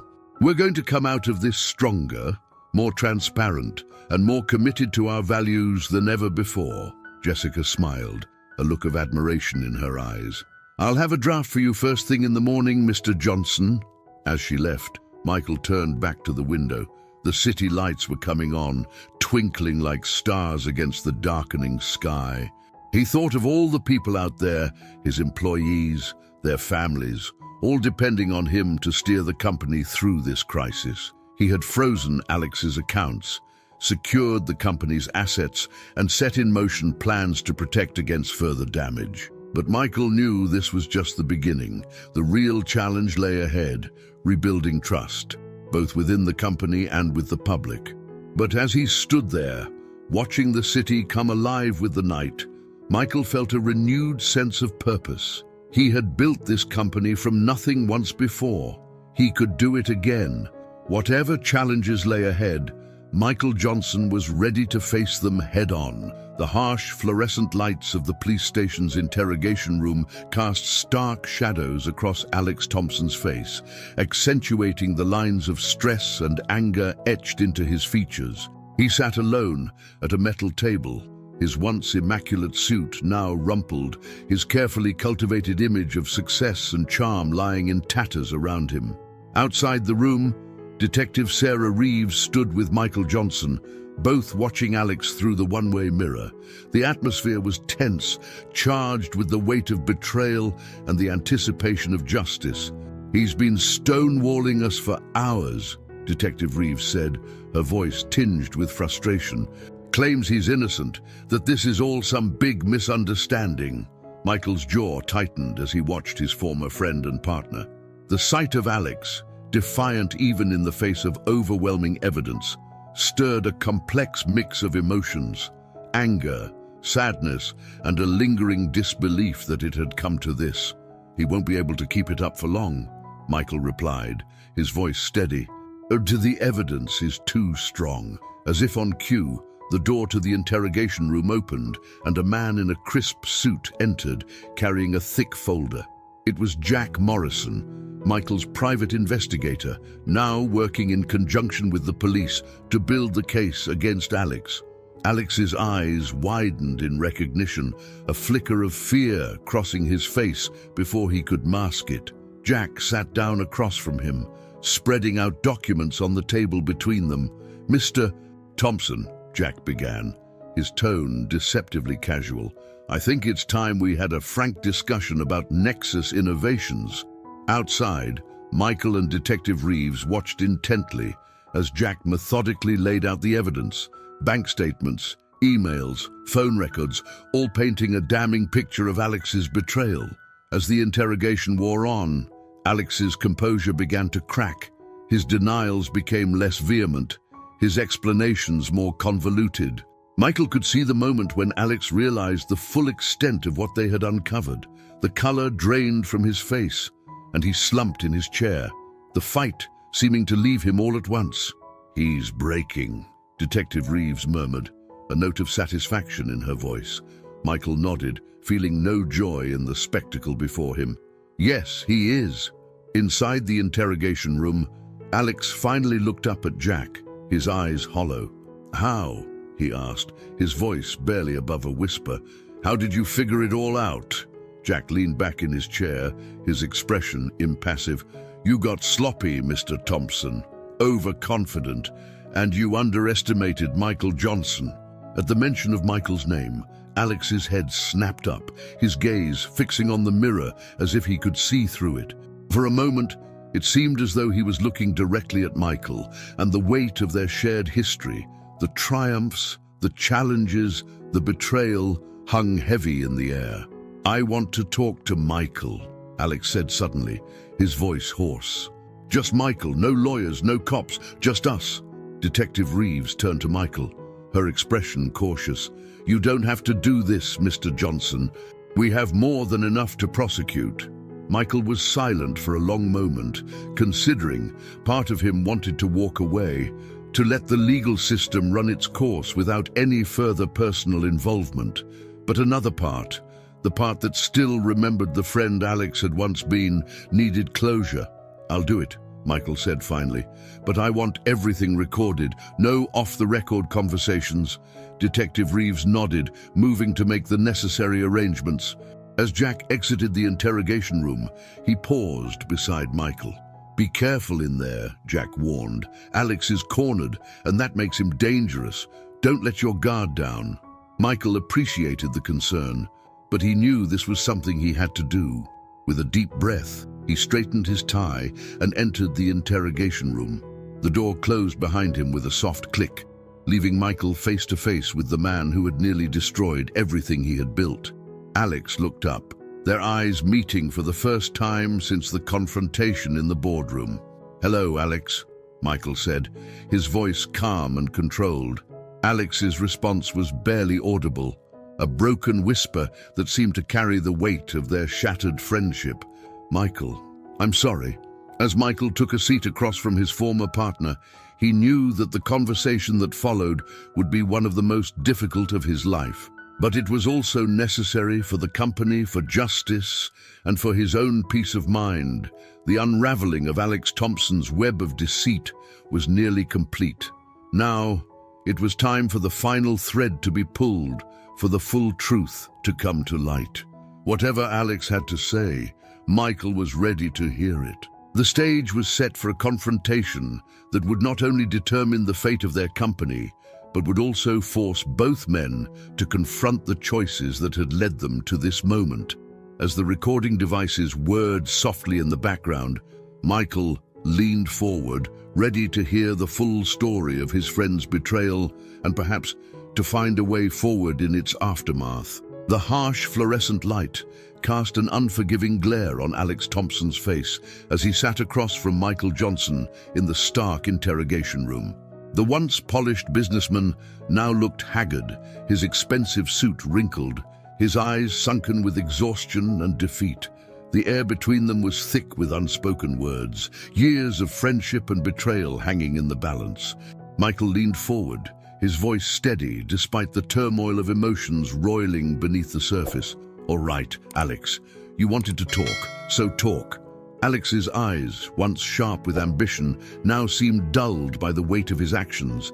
He took a shaky breath before speaking. "Where do I even begin, Mike? It wasn't supposed to be like this. None of it was." "Start at the beginning," Michael replied, his tone neutral. "Or when did it all go wrong?" Alex ran a hand through his disheveled hair, a gesture so familiar it made Michael's heart ache for the friend he thought he knew. It started small, you know, a little creative accounting here, a white lie there. I told myself it was for the good of the company, that I was just optimizing our resources. Michael's jaw tightened, but he remained silent, allowing Alex to continue. But then I saw an opportunity. Nexus Innovations. They had this breakthrough technology, something that could revolutionize our entire industry. I knew if we acquired them, we'd be unstoppable. Alex's eyes took on a feverish gleam as he spoke, reliving the excitement of his scheme. "So why didn't you bring it to me?" Michael asked, struggling to keep the hurt from his voice. "We could have pursued it together, legitimately." Alex laughed bitterly. "Because I wanted it for myself, Mike. I was tired of being the sidekick, the guy behind the scenes. I wanted to be the one making the big moves, getting the accolades, and I convinced myself that you wouldn't see the potential, that you'd play it safe like always." Michael felt a surge of anger at Alex's words. "So you decided to betray everything we built together, to risk the livelihoods of thousands of employees?" "I didn't see it that way at the time," Alex replied, his voice small. "Then I thought I could pull it off without anyone getting hurt. But then one compromise led to another, and before I knew it, I was in too deep. The offshore accounts, the shell companies, it all spiraled out of control." As Alex continued to lay bare the extent of his deception, Michael listened with a mix of horror and fascination. The intricate web of lies and manipulation that his former friend had woven was both impressive in its complexity and devastating in its implications. "And Senator Hawkins," Michael prodded, recalling the political connection Jack had uncovered. Alex's expression darkened. "That was my insurance policy. I knew if things went south, having a powerful ally in Washington could be the difference between a slap on the wrist and serious jail time." Michael shook his head, disgust evident in his features. "You really thought of everything, didn't you?" "I tried to," Alex admitted, a note of perverse pride in his voice. "But I underestimated you, Mike.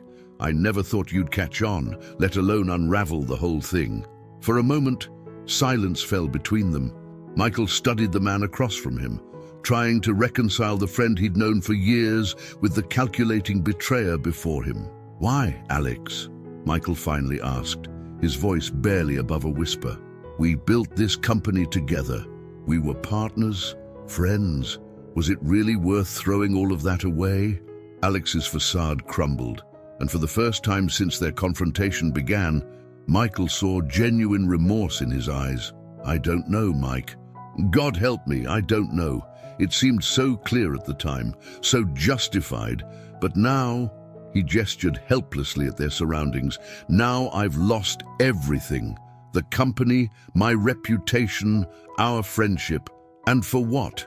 A few $1 million I'll never get to enjoy, and a power play that blew up in my face."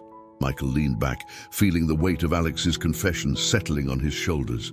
The anger that had driven him for days was still there, but it was tempered now by a profound sadness. "What happens now?" Alex asked, his voice small and uncertain. Michael's response was measured, each word carefully chosen. "Now, you face the consequences of your actions, Alex. The authorities have all the evidence they need. There will be a trial, and you'll have your day in court. But make no mistake, what you've done isn't just a betrayal of me or the company. It's a betrayal of every employee who trusted us, every investor who believed in us." Alex nodded, seeming to shrink in on himself. "I understand, and I'm sorry, Michael. For whatever it's worth, I truly am sorry." Michael stood, signaling the end of their conversation. He paused at the door, looking back at the broken man who had once been his closest friend and confidant. "I hope you find a way to make peace with what you've done, Alex, because I don't know if I ever will."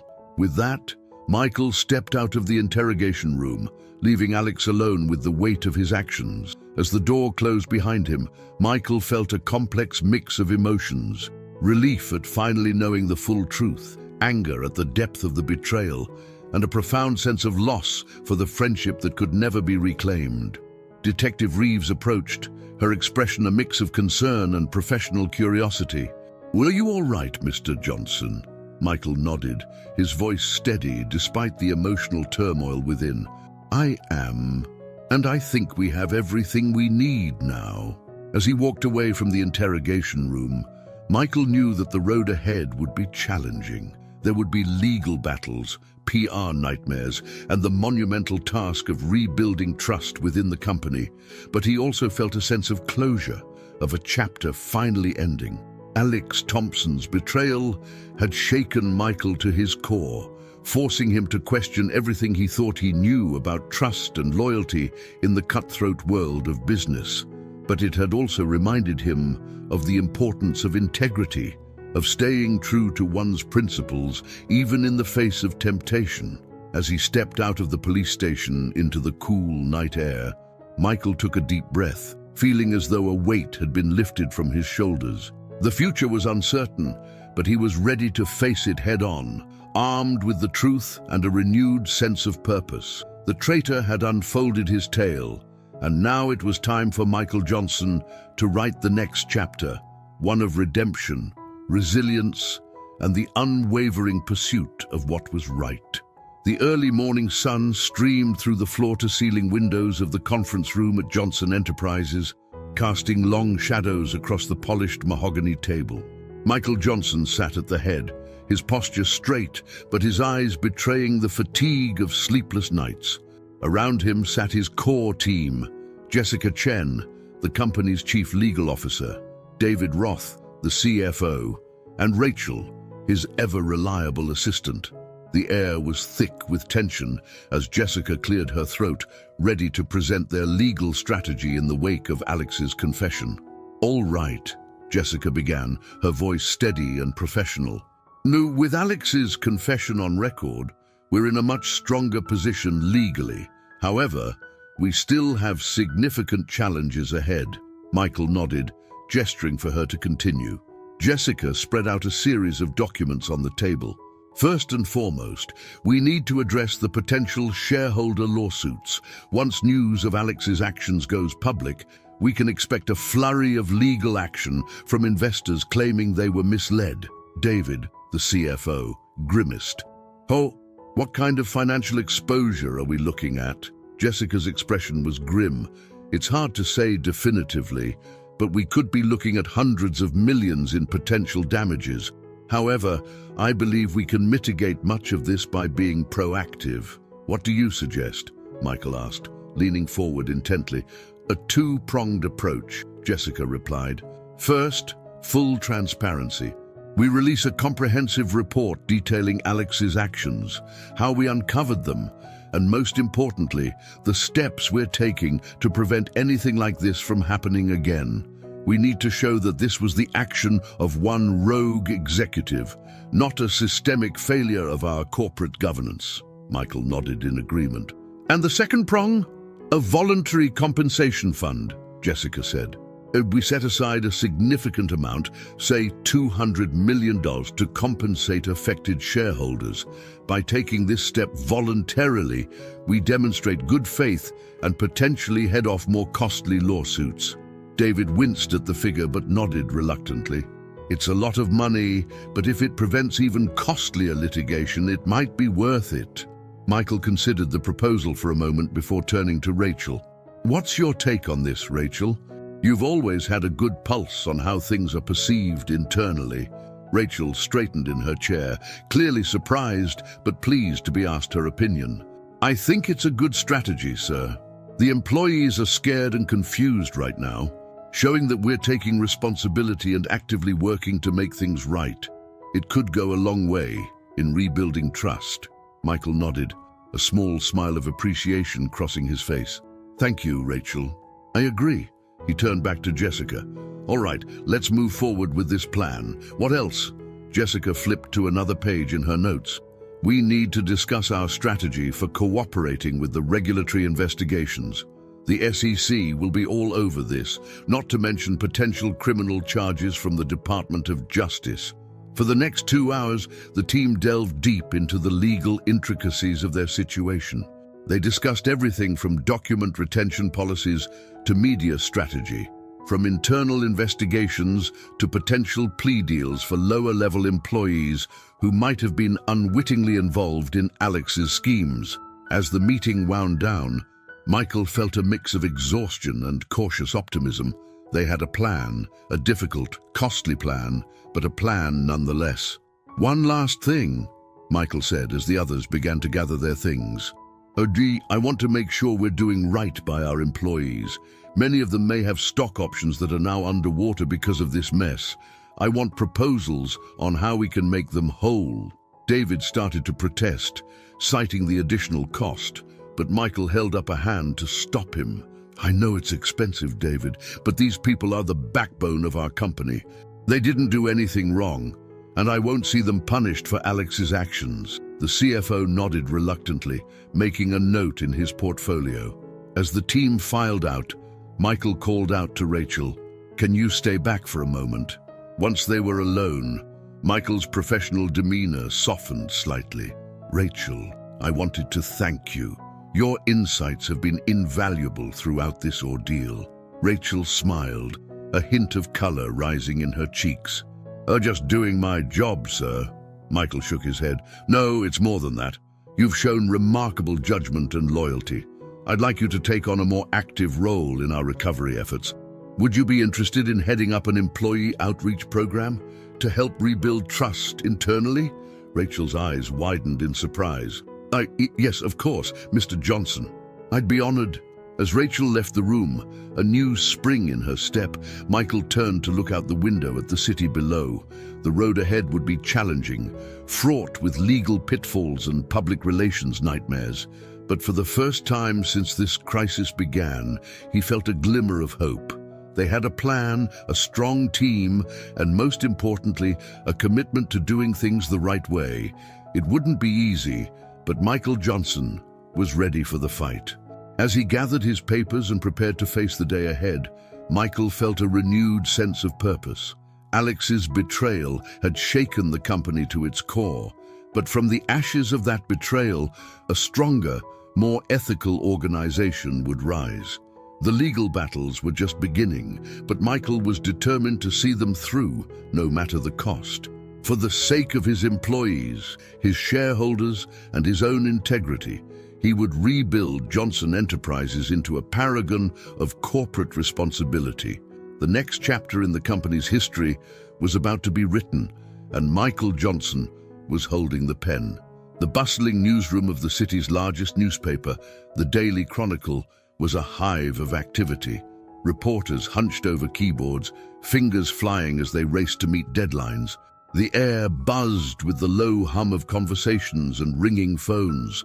But all of this faded into the background as Editor-in-Chief Samantha Reeves burst out of her office, a look of barely contained excitement on her face. "Listen up, people," she shouted, instantly commanding the attention of the entire floor. "We've got a bombshell story breaking. Alex Thompson, the disgraced former executive of Johnson Enterprises, has just issued a public statement, and it's a doozy." The newsroom erupted into a flurry of activity as Samantha continued. "He's claiming that Michael Johnson was not only aware of the financial irregularities, but was actually the mastermind behind them. Thompson says he has evidence to prove it." Across town, in the plush corner office of a high-powered PR firm, Alex Thompson sat with a satisfied smirk on his face. Beside him, Lisa Cardenas, a shark in the world of crisis management, nodded approvingly. "And the statement's gone out," Lisa said, her voice cool and professional. "Every major news outlet in the country will be running with this story within the hour. Are you ready for phase 2? Alex's smirk widened into a predatory grin. "Absolutely. Michael thinks he can throw me to the wolves. He's about to learn that I bite back." Meanwhile, in the boardroom of Johnson Enterprises, chaos reigned. Michael Johnson stood at the head of the table, his face a mask of disbelief as he watched Alex's televised statement. "This is insane," Michael muttered, his knuckles white as he gripped the edge of the table. "How can he possibly think anyone will believe this?" Jessica Chen, the company's legal counsel, was already on her phone, barking orders to her team. I want every shred of evidence we have ready to refute these claims. And get me our PR team. We need to get ahead of this now. Rachel burst into the room, her usually calm demeanor shaken. Mr. Johnson, the press is going crazy. They're camped outside the building, demanding a response. What should I tell them? Michael took a deep breath, centering himself. This was Alex's move, a desperate ploy to muddy the waters and sow doubt, but two could play at this game. Rachel, set up a press conference for this afternoon. We're going to face this head on. He turned to Jessica. I want every piece of evidence we have against Alex ready to present. If he wants to fight this out in the court of public opinion, we'll oblige him. As the team scrambled to prepare, Michael retreated to his office for a moment of quiet reflection. He should have seen this coming. Alex was never one to go down without a fight, and he had always been skilled at manipulating the media. Michael's phone buzzed with an incoming call. It was Jack Morrison. Michael, Jack's voice was urgent. I've been digging into Alex's recent activities. He's been in contact with a high-level executive at your biggest competitor. I think he might be trying to orchestrate a hostile takeover while your company is vulnerable. Michael felt a chill run down his spine. Of course. This media blitz wasn't just about saving Alex's skin. It was about weakening Johnson Enterprises for a takeover attempt. Thanks, Jack, Michael replied, his mind already racing with the implications. Keep digging. We need to know everything. As he ended the call, Michael steeled himself for the battle ahead. Alex had upped the ante, turning this into a full-blown war for control of the company. But if his former friend thought this would break him, he was sorely mistaken. Michael strode back into the boardroom, a new fire in his eyes. Listen up, everyone. We're not just fighting Alex's lies. We're fighting for the very survival of this company. I need everyone at their best. We're going to refute every single one of Alex's claims, and we're going to do it with hard evidence and unshakable integrity. The team looked at him with a mixture of determination and apprehension. Michael continued, his voice firm and resolute. Alex thinks he can destroy what we've built with lies and manipulation. He's wrong. We're going to show the world the truth, and we're going to come out of this stronger than ever. As the team sprang into action, Michael felt a curious mix of dread and exhilaration. The stakes had never been higher, but he was ready for the fight. Alex had made his move, playing to his strengths of charm and media manipulation. Now it was Michael's turn, and he intended to respond with the full force of the truth, backed by irrefutable evidence and the integrity that had always been the cornerstone of his business philosophy. The battle for Johnson Enterprises and for Michael's legacy had truly begun, and Michael Johnson was determined to emerge victorious no matter the cost. The grand ballroom of the Metropolis Hotel buzzed with anticipation as journalists, industry analysts, and curious onlookers packed the space to capacity.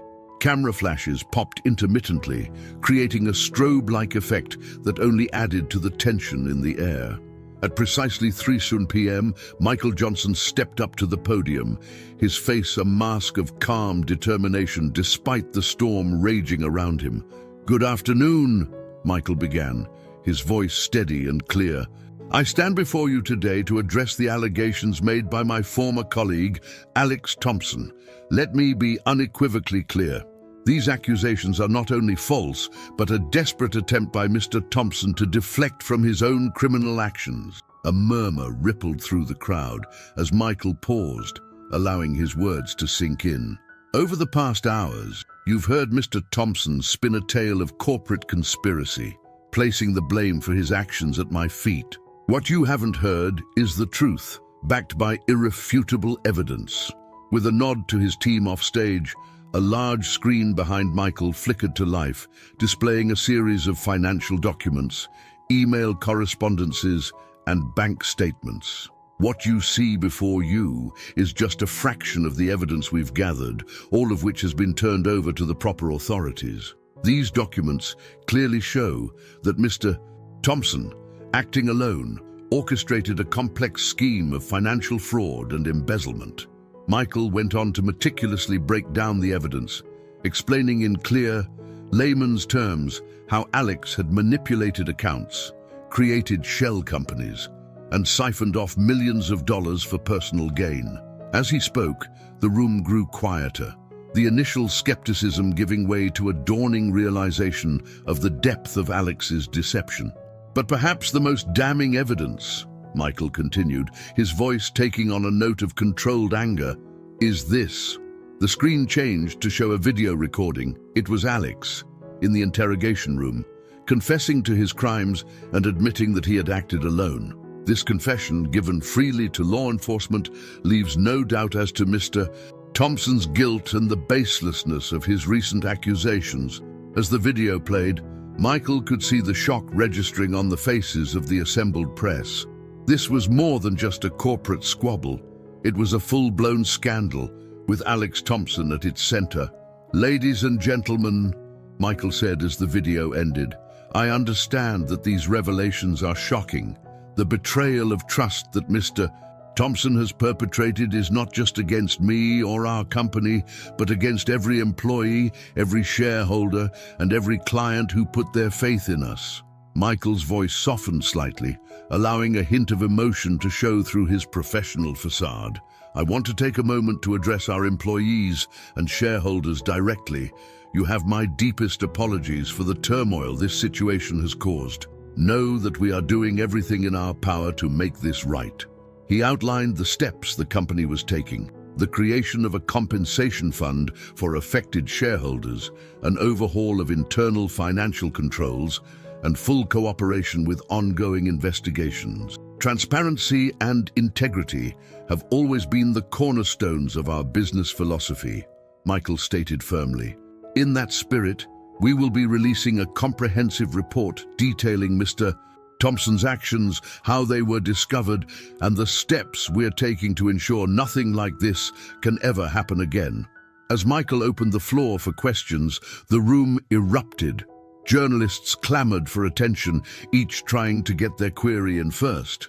Michael handled the barrage with poise, answering each question directly and honestly, never shying away from the difficult topics.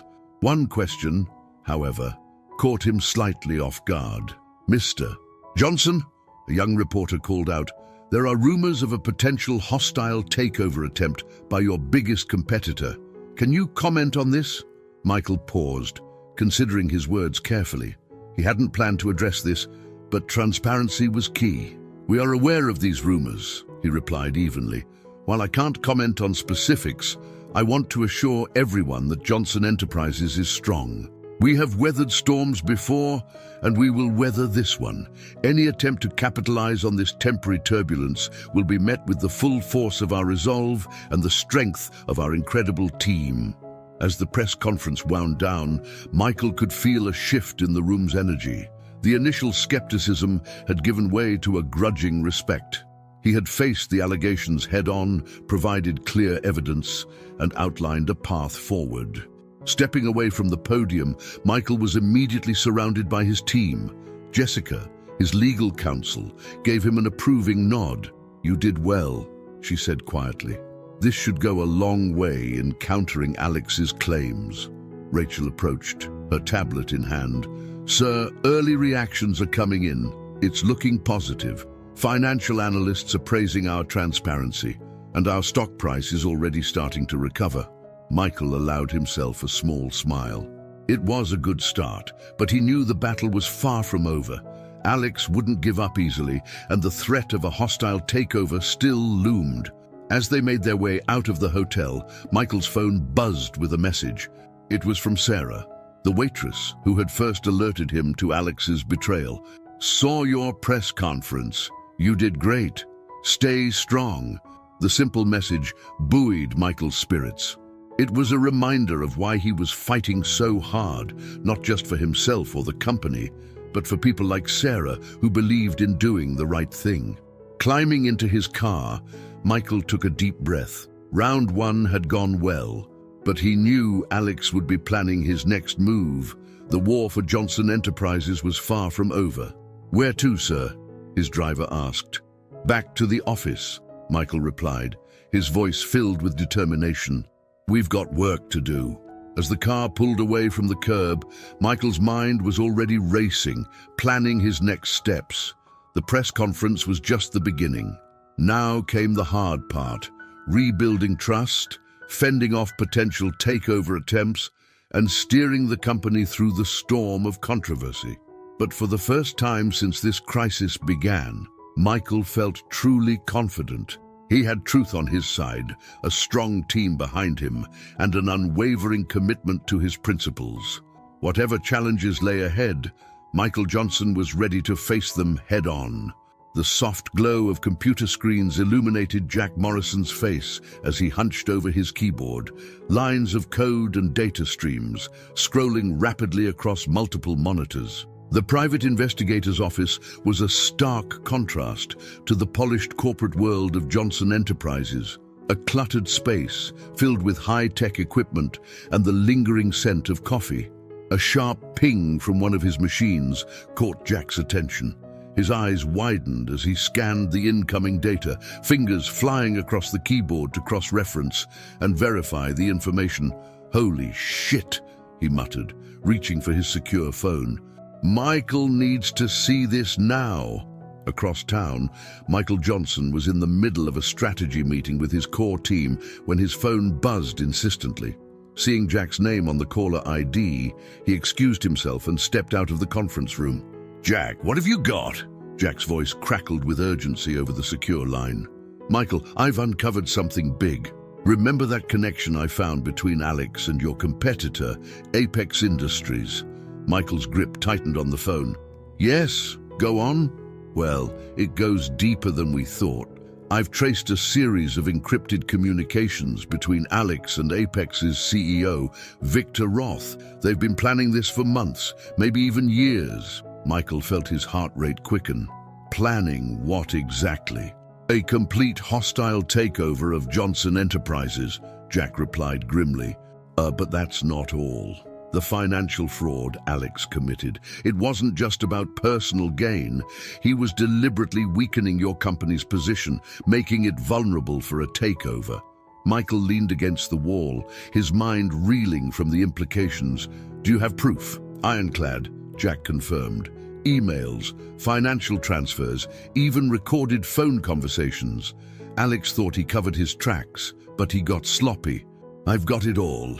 A mixture of emotions washed over Michael: anger at the depth of Alex's betrayal, a grim satisfaction at having concrete evidence, and a steely determination to fight back. "Send everything to Jessica immediately," Michael instructed. "And Jack, great work, this changes everything." Ending the call, Michael took a moment to compose himself before re-entering the conference room. All eyes turned to him as he strode purposefully to the head of the table. "Ladies and gentlemen," he began, his voice steady despite the adrenaline coursing through his veins, "we have a new development. Jack has uncovered evidence that Alex's actions were part of a larger conspiracy involving Apex Industries." A collective gasp went up from the team as Michael outlined Jack's findings. Jessica Chen, the legal counsel, was already on her tablet, firing off emails to her team. "This is a game changer," she said, looking up at Michael. "With this evidence, we can not only clear your name completely, but also potentially bring charges against Apex for corporate espionage and market manipulation." David Roth, the CFO, leaned forward, his brow furrowed in concentration. "We need to move fast. If Apex gets wind that we know about their plan, they might try to accelerate their takeover attempt." Michael nodded in agreement. "All right, here's what we're going to do. Jessica, I want you to prepare a comprehensive legal strategy. We're not just playing defense anymore, we're going on the offensive." Turning to David, he continued, "Review our financials. I want to know exactly where we stand and what resources we can mobilize to fend off a takeover attempt." Rachel, who had been taking furious notes, spoke up. "What about the press, sir? This is huge news." Michael considered for a moment. "We need to be strategic about this. If we go public too soon, we might spook Apex into doing something desperate. For now, we keep this under wraps, but start preparing a press strategy for when we do go public." As the team sprang into action, Michael felt a renewed sense of purpose. The revelations were shocking, but they also provided a clear path forward. This was no longer just about defending against Alex's accusations. It was about exposing a far-reaching corporate conspiracy. "One more thing," Michael added as the meeting was wrapping up. "I want increased security for all of us, especially Jack. If Apex gets wind of what we know, they might take drastic measures." As the team filed out, each member charged with urgent tasks, Michael remained at the table, lost in thought. The stakes had just been raised exponentially. This wasn't just a fight for his company anymore. It was a battle against corporate corruption that could shake the entire industry. He thought of Sarah, the waitress whose courage had set this all in motion. He thought of his employees, whose livelihoods hung in the balance. And he thought of Alex, the friend who had betrayed him so completely. With a deep breath, Michael stood, ready to face the challenges ahead. The game had changed, but his resolve remained unshakable. Johnson Enterprises would not fall. Not to Alex, not to Apex, not to anyone. As he left the conference room, Michael's mind was already racing with plans and strategies. The real battle was just beginning, and he was determined to emerge victorious, no matter the cost. The investigators' revelations had shed light on the true scope of the conspiracy. Now, armed with this knowledge, Michael Johnson was ready to fight not just for his company, but for justice itself. The expansive law library of Chen and Associates buzzed with activity, a stark contrast to its usual hushed atmosphere. Jessica Chen, Chief Legal Officer of Johnson Enterprises, stood at the center of the controlled chaos. Her typically immaculate appearance slightly disheveled after hours of intense strategizing. "All right, team," Jessica addressed the group of bleary-eyed lawyers surrounding her. "We've got a lot to cover and not much time. Michael's counting on us to craft an airtight legal strategy." She turned to a whiteboard covered in flowcharts and legal citations. "Based on Jack Morrison's evidence, we're not just defending against Alex's accusations anymore. We're going on the offensive against both Alex and Apex Industries." Jessica's assistant, Tom, raised his hand. "And what about the SEC? Shouldn't we be informing them of our findings?" Jessica nodded approvingly. "Excellent point, Tom. Yes, we'll be working closely with the SEC. In fact, I've already scheduled a meeting with them for tomorrow morning. We need to position ourselves as the whistleblowers here, not the accused." She turned to another lawyer, Sarah Goldstein, the firm's expert in corporate law. "Sarah, I need you to focus on the potential RICO implications. If we can prove that Alex and Apex were engaged in a pattern of racketeering activity, we could hit them with both criminal and civil charges." Sarah's eyes lit up at the challenge. "On it, Jess. I'll have a preliminary brief, ready by morning." Jessica continued delegating tasks, her mind racing with the legal implications of Jack's revelations. As the team dispersed to their respective assignments, she retreated to her office for a moment of quiet reflection. Her phone buzzed with an incoming call from Michael Johnson. "Jessica!" Michael's voice was tense but controlled. "How are we looking on the legal front?" Jessica took a deep breath before responding. "It's complex, Michael, but I think we're in a strong position. Jack's evidence gives us a solid foundation for a multi-pronged legal strategy." She outlined the plan they were developing, a combination of defensive measures to protect Johnson Enterprises and offensive actions against Alex and Apex Industries. "We're looking at potential charges of corporate espionage, market manipulation, fraud, and even RICO violations," Jessica explained. "It's not just about clearing your name anymore. We have a chance to expose a level of corporate corruption that could send shockwaves through the entire industry."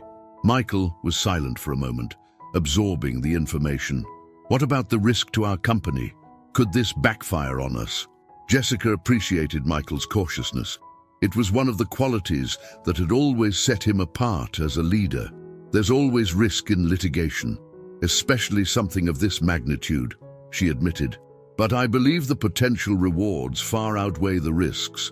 If we play this right, we could not only save Johnson Enterprises, but emerge as champions of corporate integrity. She could almost hear Michael nodding on the other end of the line. All right, Jessica. I trust your judgment. What's our next move? I'm meeting with the SEC tomorrow morning, Jessica replied. We need to get ahead of this, present our evidence before Alex or Apex have a chance to spin the narrative. After that, we'll file our lawsuits, multiple actions in different jurisdictions to keep them off balance. Good, Michael said. Keep me updated on any developments. And Jessica, thank you. I know I'm asking a lot of you and your team. Jessica felt a surge of loyalty towards her boss and friend. We're all in this together, Michael. We'll see it through. As she ended the call, Jessica turned back to the mountain of legal documents on her desk. The night ahead would be long, but she felt energized by the challenge. This case had the potential to be career-defining, not just for her, but for everyone involved. She thought about the broader implications of what they were undertaking. This wasn't just about one company or one instance of corporate malfeasance. It was about setting a precedent, about showing that even in the cutthroat world of big business, integrity and justice could prevail. With renewed determination, Jessica dove back into her work. The legal battle ahead would be complex and challenging, but she was ready. Armed with Jack's evidence and backed by Michael's unwavering resolve, she felt confident that they could navigate the treacherous waters ahead. As the night wore on, the law offices of Chen and Associates remained a hive of activity. Lawyers pored over precedents, drafted motions, and built a legal strategy that would not only defend Johnson Enterprises, but go on the offensive against those who sought to destroy it. The stage was set for a legal showdown that would ripple through the corporate world, and Jessica Chen was determined to lead her team to victory, no matter the obstacles that lay ahead. The early morning sun had barely begun to peek over the city skyline when Jessica Chen strode purposefully into the imposing headquarters of the Securities and Exchange Commission. Her briefcase was heavy with evidence, her mind sharp despite the sleepless night. As she was escorted to the conference room, Jessica mentally rehearsed the presentation she was about to give. Inside the room, a panel of stern-faced SEC officials awaited her. Jessica recognized several of them, including the formidable Director of Enforcement, Eleanor Reese. "Good morning, Ms. Chen," Director Reese began, her tone neutral. "I understand you have some information regarding Johnson Enterprises and Apex Industries that you believe warrants our immediate attention." Jessica nodded, her professional demeanor masking the butterflies in her stomach. "Thank you for meeting with me on such short notice, Director Reese. What I'm about to present to you goes far beyond a simple case of corporate misconduct. We're looking at a coordinated effort of fraud, market manipulation, and corporate espionage that threatens the integrity of our entire financial system." For the next 2 hours, Jessica meticulously laid out the evidence uncovered by Jack Morrison. She presented financial records, encrypted communications, and recorded conversations that painted a damning picture of Alex Thompson's betrayal and Apex Industries' complicity. As Jessica concluded her presentation, a heavy silence fell over the room. Director Reese leaned forward, her expression grave. "Ms. Chen, if what you're saying is true, and I must stress that we will need to verify all of this independently, then we're looking at one of the most significant cases of corporate fraud in recent history." Jessica nodded solemnly. "We understand the gravity of these allegations, Director. Johnson Enterprises is prepared to cooperate fully with any investigation the SEC deems necessary." After a series of probing questions from the panel, Director Reese finally leaned back in her chair. "Thank you, Mrs. Chen. We'll need time to review this information and determine our next steps. In the meantime, I assume Johnson Enterprises is prepared to take its own legal action." "Yes, Director," Jessica confirmed. "We're filing multiple lawsuits today. We believe it's crucial to act swiftly to protect our company and shareholders." As Jessica left the SEC headquarters, she felt a mix of relief and anticipation. The first, crucial step had been taken. Now, it was time to unleash the full force of their legal strategy. Back at her office, Jessica found her team already hard at work. Sarah Goldstein approached her with a stack of documents. "The RICO brief is ready, Jess. We've got a strong case for showing a pattern of racketeering activity." Jessica nodded approvingly. "Excellent work, Sarah. Let's file it immediately in the Southern District of New York. We want to hit them where it hurts." Throughout the day, Jessica coordinated a flurry of legal actions. Lawsuits were filed in multiple jurisdictions, each targeting different aspects of Alex and Apex's wrongdoing. A suit for breach of fiduciary duty against Alex in Delaware, a federal securities fraud case in New York, a corporate espionage claim against Apex in California. As the sun began to set, Jessica received a call from Michael Johnson. "How did it go at the SEC?" Michael asked, his voice tense with anticipation. Jessica allowed herself a small smile. "Better than we could have hoped, Michael. They're taking our allegations very seriously. I wouldn't be surprised if they launch a formal investigation within days." She could hear Michael's sigh of relief. "And our lawsuits?" "All filed," Jessica confirmed. "We've hit them from every angle we can think of. Alex and Apex are going to be fighting legal battles on multiple fronts." "Good," Michael said, a note of grim satisfaction in his voice. "They wanted a war. Now they've got one." As Jessica ended the call, she gazed out her office window at the city below. The legal battle they had just initiated would likely drag on for months, if not years. It would be costly, both in terms of money and energy, but the stakes couldn't be higher. This wasn't just about saving Johnson Enterprises anymore. It was about exposing a level of corporate corruption that could reshape the entire business landscape. It was about standing up for integrity in a world where it often seemed in short supply. Jessica Chen had always prided herself on her legal acumen, but this case would test her skills like never before. She was up against powerful opponents with deep pockets and a lot to lose. But as she turned back to her desk, ready to dive into the next phase of their strategy, Jessica felt a surge of determination. They had truth on their side. They had evidence. And they had a team of dedicated professionals all working towards the same goal. The battle had begun in earnest, and Jessica Chen was ready to fight it to the bitter end, no matter what challenges lay ahead.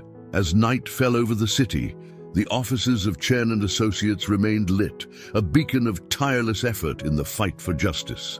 The legal storm they had unleashed would soon engulf the corporate world, and at its eye stood Jessica Chen, ready to navigate the tempest with unwavering resolve. The bustling lobby of Johnson Enterprises was a far cry from the cozy diner where Sarah had worked just weeks ago.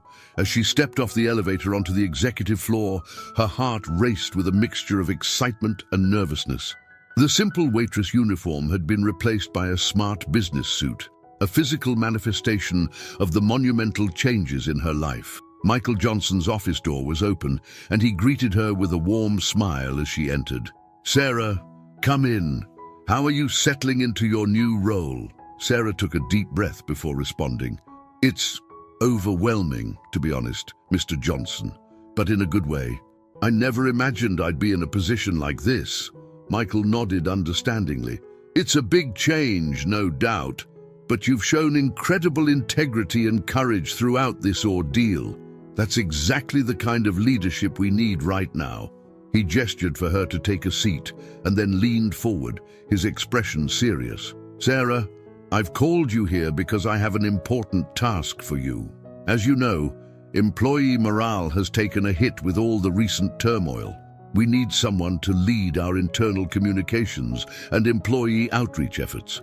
Someone the staff can relate to and trust. I believe you're the perfect person for this job." Sarah's eyes widened in surprise. "Me? But I don't have any experience in corporate communications." Michael's smile was reassuring. "You have something more valuable: authenticity. You were one of them not long ago. You understand their concerns, their fears, and you've demonstrated a commitment to doing what's right, no matter the personal cost. That's the kind of leader we need right now."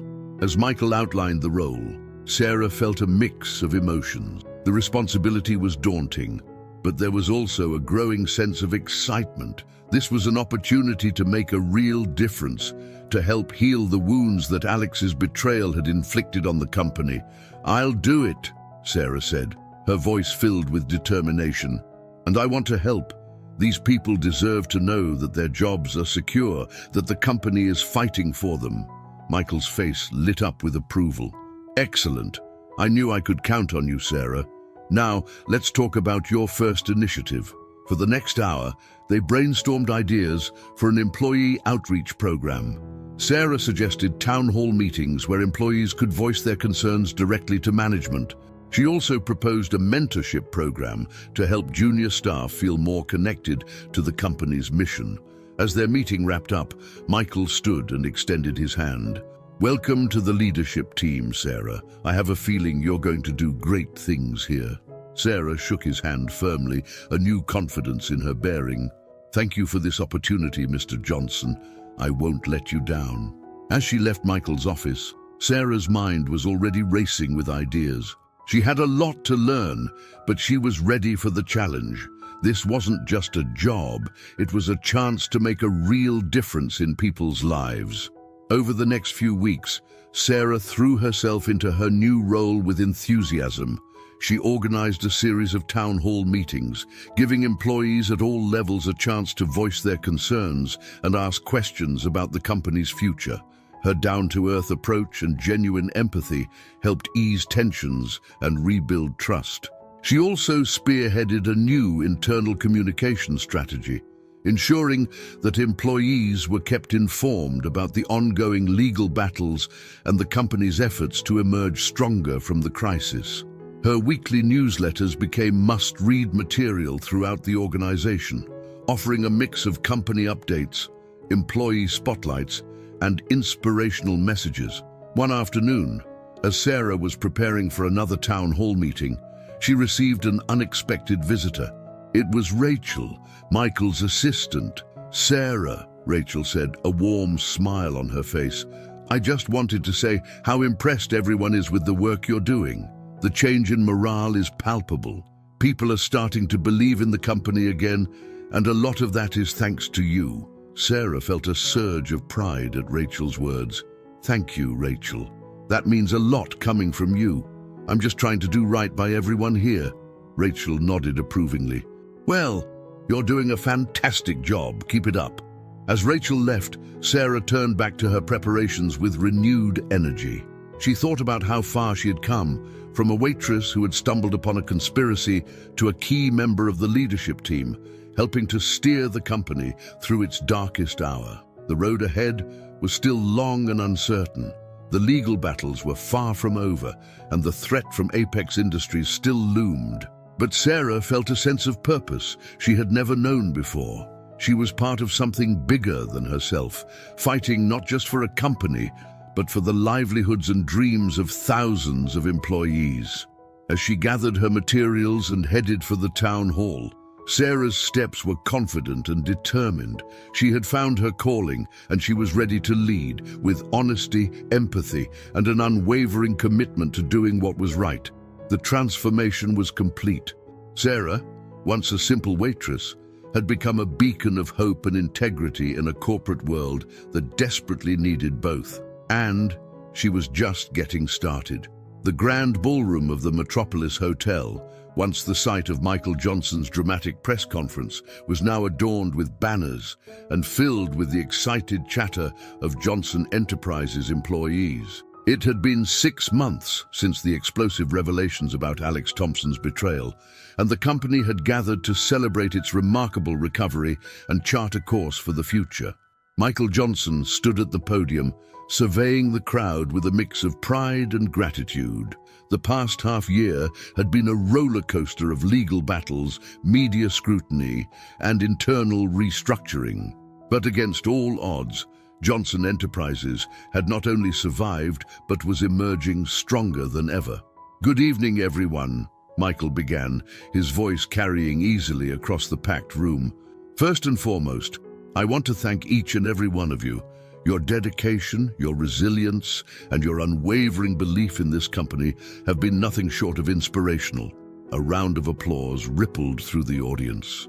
Michael could see faces both familiar and new, loyal employees who had weathered the storm alongside him, and fresh talent attracted by the company's commitment to integrity and innovation.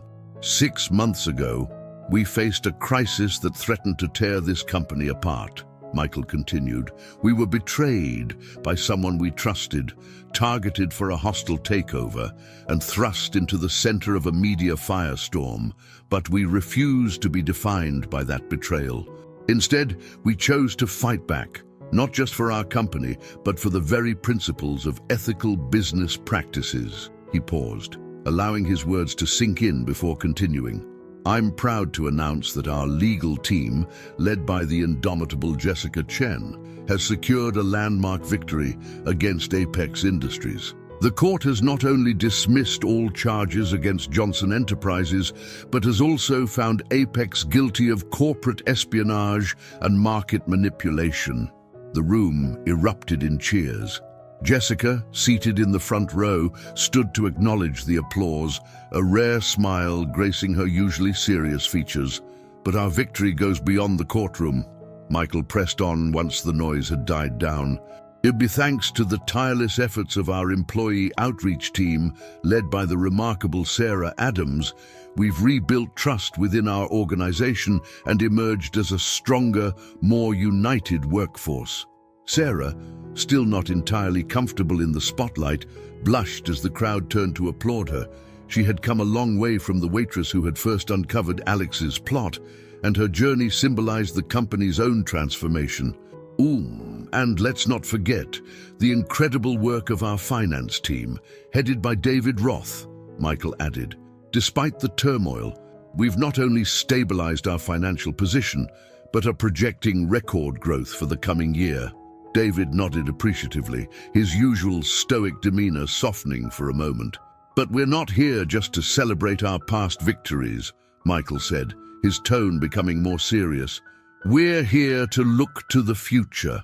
The challenges we've faced have taught us valuable lessons about the importance of transparency, the power of integrity, and the strength that comes from standing together in the face of adversity.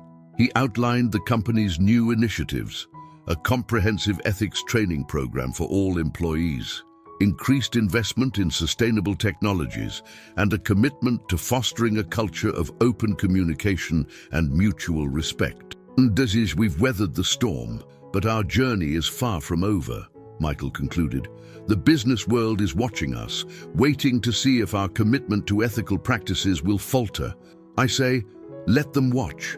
Let them see what a company built on integrity and powered by dedicated individuals can achieve. The applause was thunderous as Michael stepped away from the podium. As he made his way through the crowd, shaking hands and exchanging words of gratitude with employees, he felt a profound sense of accomplishment and hope. Later, as the celebration was winding down, Michael found himself on the hotel's rooftop terrace with his core team, Jessica, Sarah, David, and Rachel. The city sprawled out before them, a glittering tapestry of lights against the night sky. We did it, Sarah said, a note of wonder in her voice. Sometimes I still can't believe how far we've come. Jessica nodded, her usual professional demeanor softened by the moment. It wasn't easy, but we proved that it's possible to succeed in business without compromising our principles. And we're just getting started, David added, a rare smile on his face. The financial projections for next year are incredibly promising. Rachel, who had been Michael's rock throughout the ordeal, raised her glass. To Johnson Enterprises and to all of us, may we continue to lead by example. As they clinked glasses, Michael felt a surge of emotion. These people, this team, had stood by him through the darkest days of his career. Together, they had not only saved the company, but had set a new standard for corporate ethics and resilience. Looking out over the city, Michael Johnson knew that the road ahead would not be without its challenges. The business world was ever-changing, and new threats would inevitably arise. But he also knew that with this team by his side, with the lessons they had learned and the bonds they had forged, Johnson Enterprises was ready for whatever the future might hold. The betrayal that had nearly destroyed them had instead become the catalyst for a new beginning. And as the first light of dawn began to break over the horizon, Michael Johnson and his team stood ready to lead their company into a brighter, more ethical future. The end of this chapter was just the beginning of a new era for Johnson Enterprises, an era defined by integrity, innovation, and the unshakable belief that doing the right thing was always good business. I hope you enjoyed today's story. Subscribe to the channel so you don't miss more stories like this. Leave a like and comment below what you thought of the story. See you in the next video.